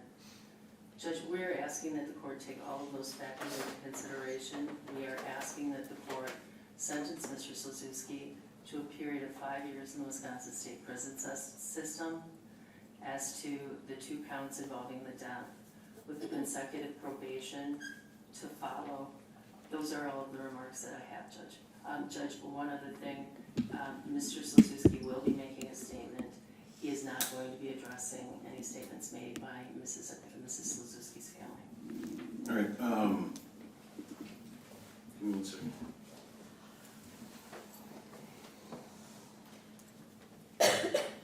And Judge, if I wasn't clear, we're asking 5 years concurrent. All right, Mr. Slezewski, you have the opportunity to address the court before I pass sentence. You don't have to say anything if you don't want to, but if you've got something to say, now's the time. Attorney Larson, if you mind, turn the microphone towards you, that would help. Go ahead, sir. I want to start off by apologizing from the bottom of my heart for what had happened on Christmas Day of last year. On Christmas Day of 2023, I, my wife, my mother, and my 5-year-old daughter Keegan were involved in a horrific, fatal car accident on the Interstate, traveling from Chicago to Greenbay. Myself and my daughter Keegan survived, but my wife and my mom's life were taken. I lost 2 of the most important and loved women on the face of this earth. I want to say to my 5 daughters, who have been impaired severely because of the accident, to Kaylee, to Kayla, to Kylie, Madeline, and Keegan, I am so very sorry from the very bottom of my heart about what occurred that day.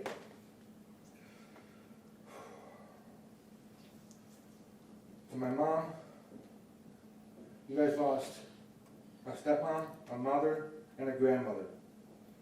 To my mother-in-law Debbie, my brother-in-law Mikey, and to our Aunt Beth, you guys lost a daughter, a sister, and a niece. To my sister Paula, my nephews and my nieces, you lost a mother and a grandmother and an aunt. I am so very sorry to all for what have happened from the bottom of my shattered heart.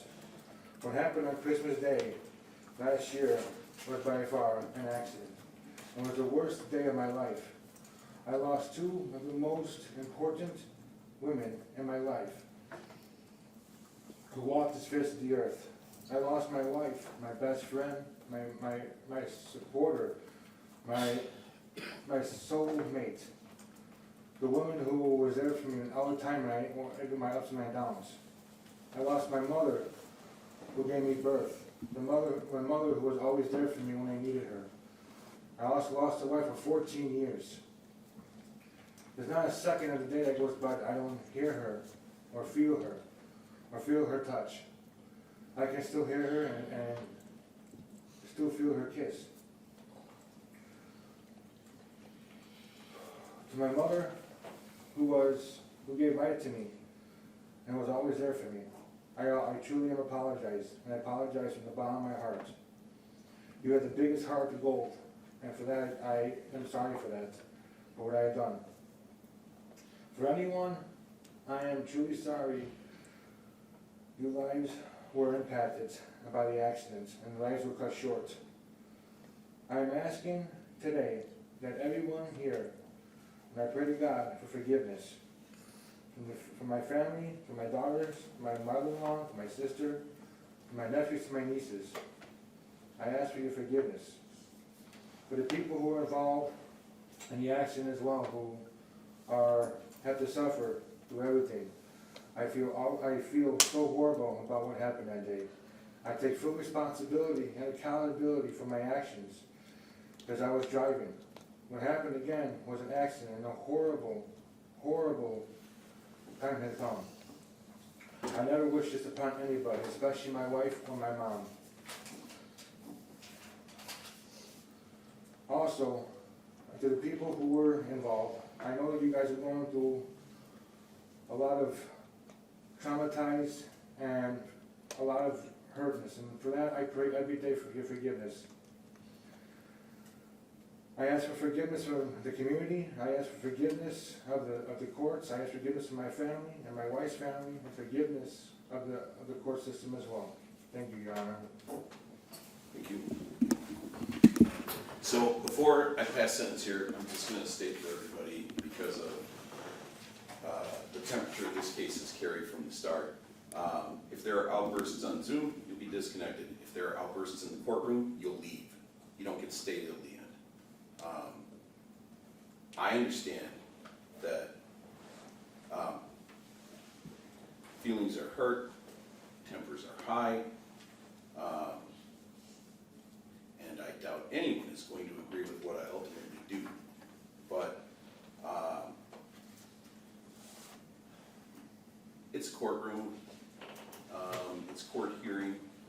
For those who aren't here, you'll conduct yourselves accordingly. That being said, just a couple of points, because there's one overriding point here, and that is it has been painfully clear to the court from the start that the two sides here couldn't be farther apart in terms of belief about what happened, in terms of Mr. Slezewski's character, and I get that. I genuinely get that. If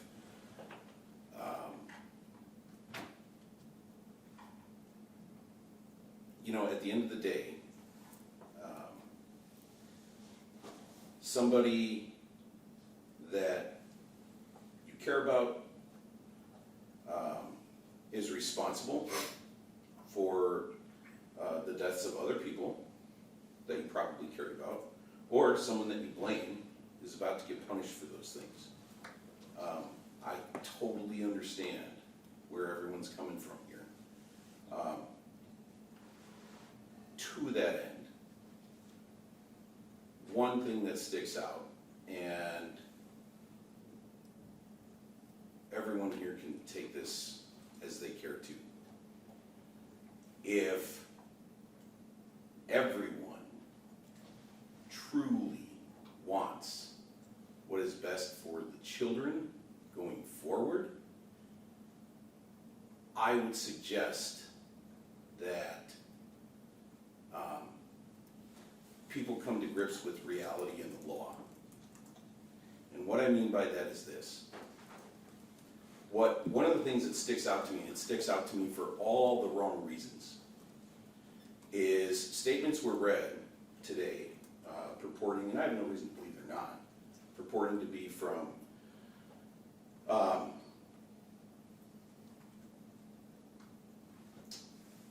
two of the children. And both those sentences, or both those statements, ask me to do something I'm legally incapable of doing. The maximum I can send him to prison for, if I run everything consecutive, is 37 and a half years. And people allowed kids to think I could do more. People allowed kids with hurt feelings to think that I can go beyond that. And if you think that, don't you dare shake your head at me or you'll be gone. And if you think doing that is doing those kids any favors, you're wrong. Because the first thing they're going to want to know when everyone walks out of this room is, why didn't he get more time? Even if I maxed him out, I can't do what they're asking. I can't do what a lot of you were asking. And I don't know where that comes from. I don't know if it's the pain that comes from having someone so precious to you literally ripped away from you when you had zero control over it. I don't know. But at the end of the day, people are going to need to understand that no matter what I do today, it does not legally terminate Mr. Slezewski's parental rights. There are plenty of parents who go to prison and don't have their kids taken away from them permanently.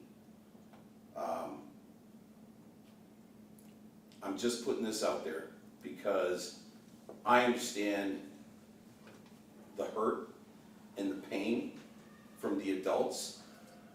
Trust me when I say, no one will be doing these children any favors to bleed that into them.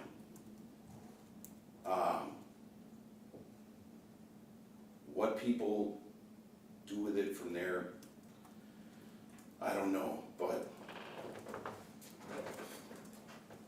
I would hate to see the kids suffer any more than they need to. Heather's mother today said something in her letter that I've asked myself 1,000 times.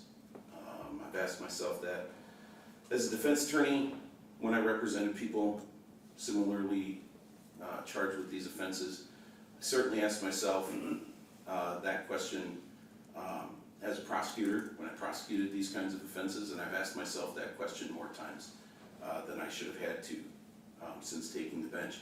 And that is, why is it the ones who cause the accidents the ones who get to walk away? That is the million-dollar question. What I know from experience is that doesn't mean that, they're unarmed. They could be. It doesn't mean that they don't care. They could. They might not. And I've seen it happen both ways. But it is certainly one of the cruelest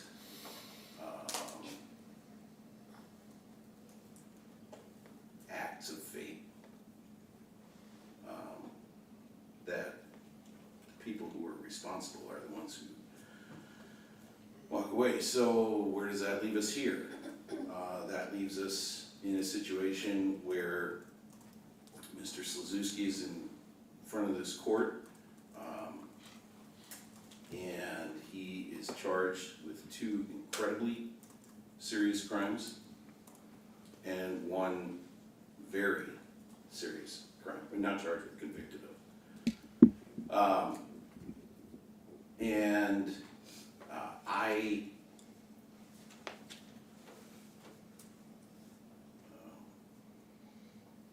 I don't think anything I'm going to do today is going to punish him more than he's already ended up punishing himself. And when I say that, I don't mean to discount anything the victims' families have said in regards to their feelings and their connections with the ones they lost, or their belief in the kind of person that Mr. Slezewski is. What I mean by that is this: if I had been driving the car and I killed my wife and my mother, there is nothing any court could do to me that would be a worse punishment than what I had done to myself.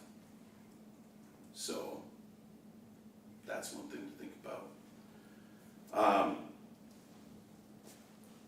Going back to touching on, what I'm limited by and what I'm supposed to do.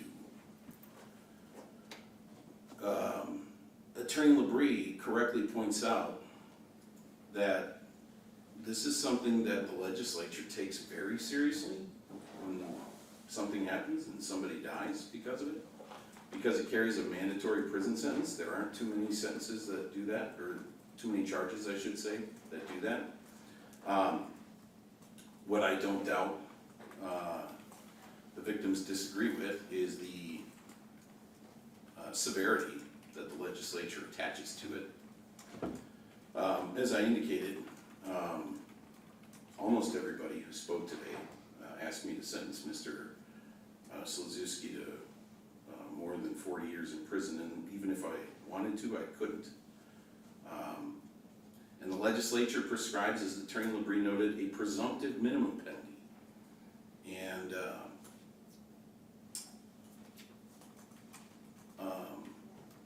what I'll tell the parties about that is this: presumptive minimum penalties mean the legislature is telling me I should do at least that. And the language in the information says as much. It states, furthermore, invoking the provisions of Wisconsin Statute Section 940.09, Parent 1C, Parent A, upon conviction, the court shall, and I'll be honest with everybody, there aren't a whole lot of times that the law tells me I shall do things. More often than not, I may. And that's what's called discretion. And usually I have a ton of it. When I see shall, that means it's taken away. The court bifurcated sentence shall be at least 5 years, except that a court may impose a term of confinement that is less than 5 years if the court finds a compelling reason and places its reason on the record. Before we get to anything, I'm just going to tell everybody I don't see a compelling reason to go below 5 years. So my analysis starts at the presumptive minimum. And where do I go from there? As noted, the sentence here is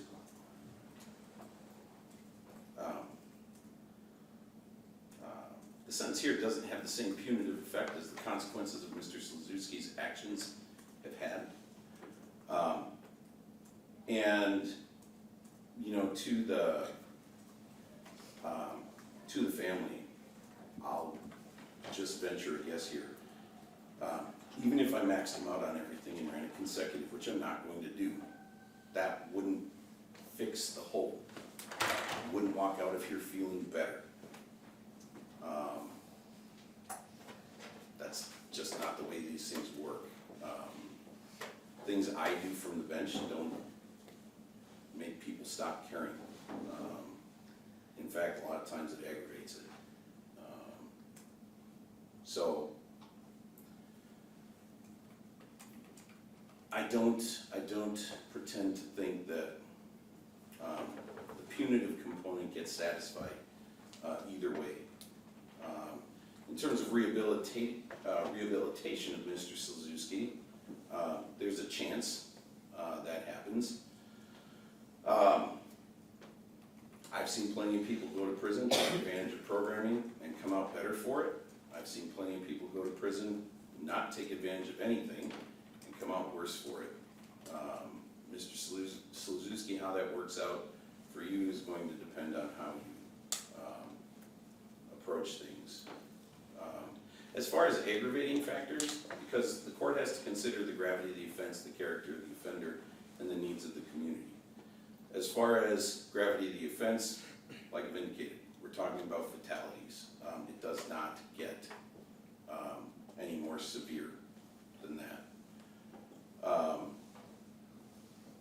As far as character of the offender goes, there are things that I take into consideration as aggravating factors. There are things I take into consideration as mitigating factors. The aggravating ones certainly stick out a lot clearer in a case like this. He's going way too fast, and he's got controlled substances in his system. The controlled substances in his system alone would not be an aggravating factor, given the charge that he's convicted of, because it's homicide by vehicle, use of a controlled substance. So the charge itself has already considered the presence of controlled substances. What I find to be aggravating about this is the amount, particularly of the cocaine. And if there's one thing I've learned throughout all my years of being involved in the law, it's that science more often than not points you in the right direction. And I concede Attorney Larson's point that had we gone to trial, a toxicologist might have told me things that may or may not have influenced my opinion on those levels. But as we sit here today, I'm left with what I know, and what I know does not make that good.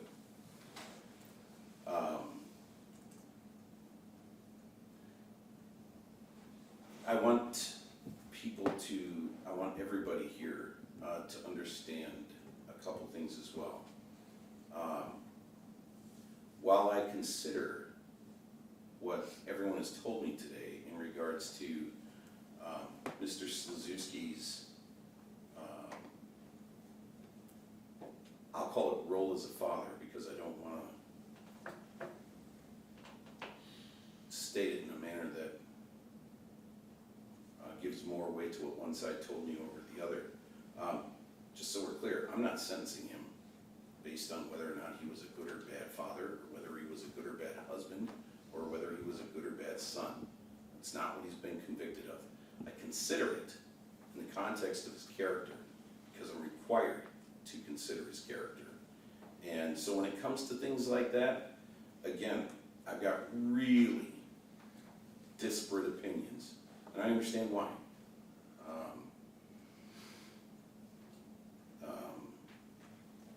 In terms of the typical things I see, as far as character of the offender goes, they're not really here.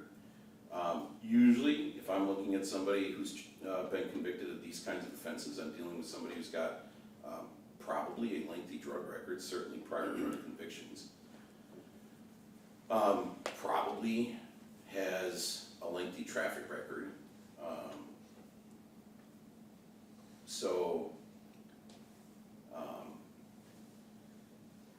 You know, that there's not a lot. There's not a lot there that's usually there, which makes it somewhat harder. Especially when what I get told by the sides is so disparate, okay? You know, when Attorney Larson makes remarks about trials, okay, they're very true in the sense that I told clients all the time, if you have a trial, everything is out there, and then the judge knows more. If you don't have a trial, then all the judge knows is what's in the complaint, what's in the reports, the pre-sentence reports that I get, and what other people tell me. And if you think about it, that's not a whole lot. It isn't. And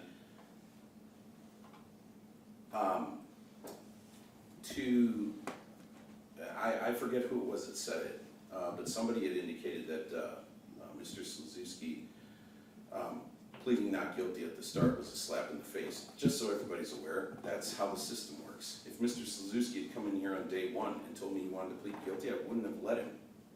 probably would have lost my job if I had. His lawyer certainly wouldn't have let him. Probably would have lost her job if she had. And that's because there are things like the accident reconstruction, like the police reports, that everybody has, well, except me, everybody has to get a look at and understand and digest before they decide how things are gonna go. So, it becomes difficult, from the defense's perspective to try and, I'll call it educate me, with their information, because typically their only chance to do that is at trial, and you don't, it's really hard to have a trial when your client doesn't want to have it, and it's really hard to have a trial when you know the person is likely to be found guilty, and you're just trying to put more information in front of the court. I mean, that's not the reason you're supposed to have trials. So it's difficult. One thing that I heard today, which is something that I haven't heard, been a lawyer since '99, been to a lot of sentencings involving people with substance abuse issues, never heard anything like this before. It's probably going to stay with me for a while. And that was the statement from Deacon Bonneman, who indicates that, he doesn't know the same person that everybody else is telling me about, because they're telling me about somebody they knew in active addiction. He has dealt with somebody who's had that stripped away. And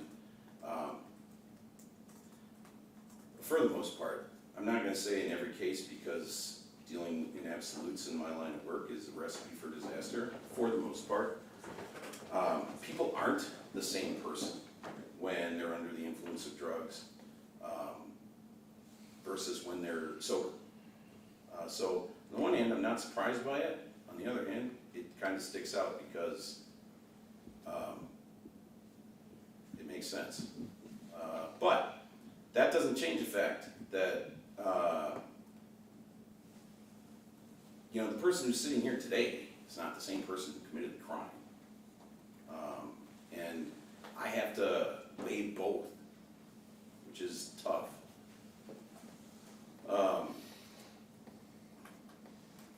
So, where does that leave us? First of all, I'm going to say that I'm not going to be doing consecutive probation. He's going to get whatever sentence he gets. He's going to get extended supervision as part of that. And the reason for that is he doesn't have a record that warrants it.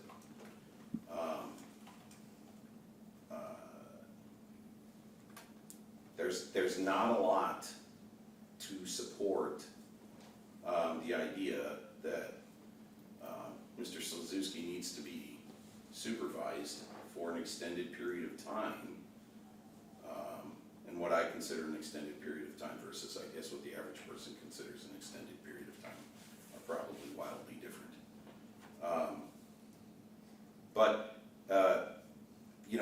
The reality of the situation is this: we're likely to know within the first 2 or 3 years of extended supervision if we're going to be having an issue with him or not. If they're going to revoke his extended supervision or not. That's usually when it happens. When you put somebody on consecutive probation and you don't really know that you need to, number one, probation and parole can't tell me no. They just have to supervise the person. Number two, what that actually does is it takes a very limited resource and puts it on somebody who may not at that point need it. And I don't know that that would be the best use of that.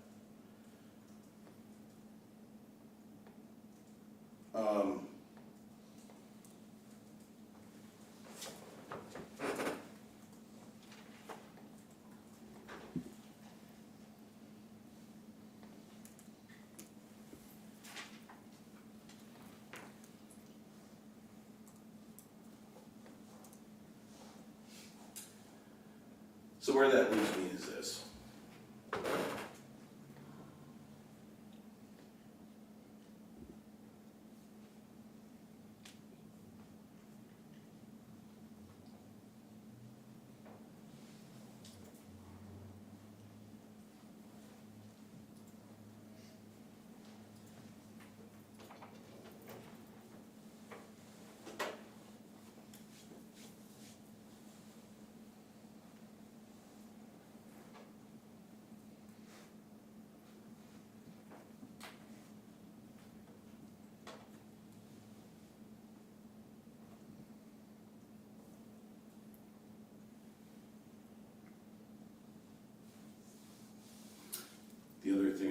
want to say about extended supervision is this.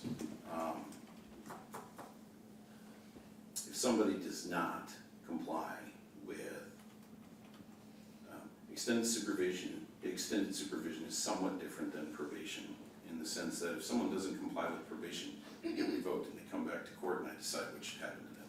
If someone doesn't comply with extended supervision, since it's considered part of your sentence, you come back to court for what's called a reconfinement hearing, and you can be sent back to prison for up to the length of your extended supervision. So, while I may not think you need a longer period of extended supervision, for supervisory purposes, I do think it's appropriate to have an otherwise longer period of supervision, extended supervision, because I need Mr. Slezewski to understand if your acts that caused the deaths of your wife and mother were not enough to get you to stop using drugs, and I find out about it, there would be a fairly lengthy hammer at the end that I can still swing. So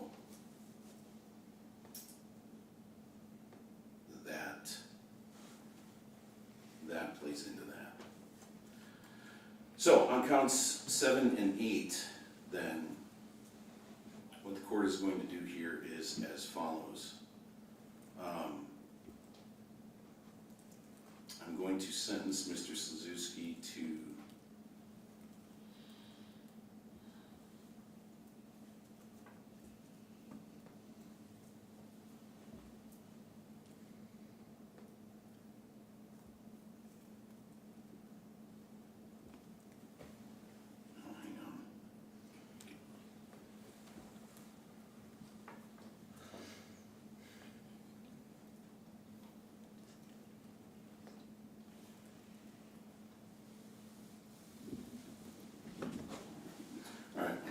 on each count, I'm going to sentence Mr. Slezewski to 17 years in the Wisconsin State Prison System. That sentence consists of 6.5 years of initial confinement, followed by 8.5 years of extended supervision. Conditions of extended supervision will be that he undergo any counseling, treatment, or assessments as directed by his agent, follow through with those recommendations. He maintain absolute sobriety except for prescriptions as prescribed. He'll be subject to random screens at his expense. He'll maintain full-time employment, schooling, job search, or combination. He'll be responsible for the costs and supervision fees during the period of extended supervision, and if I didn't order it at the time of conviction, I have to order DNA samples. Those sentences will run concurrent with each other. On count 14, I'm going to, and I just want to touch on count 14 real quick. I think it's important to not lose sight of the fact that the people who were injured and weren't killed are significant victims as well. To that end, what the court is going to do is sentence Mr. Slezewski on count 14 to 11 years in the Wisconsin State Prison System, consisting of 6 years of initial confinement, followed by the maximum 5 years of extended supervision on that count. That sentence will run concurrent with the sentences on counts 7 and 8.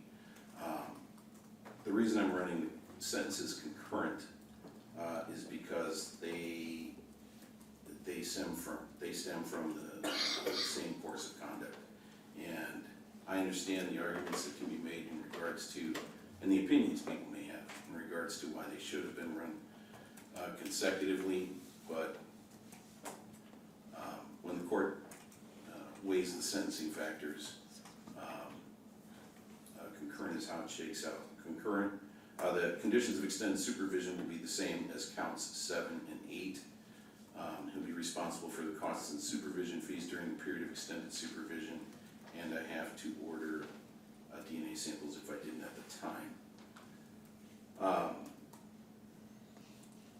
Did the parties calculate credit?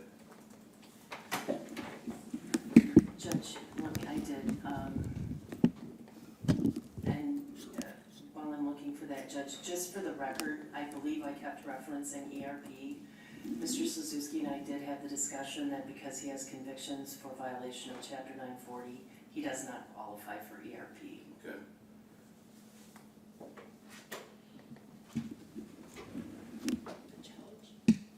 No, I think he's aged out of challenge.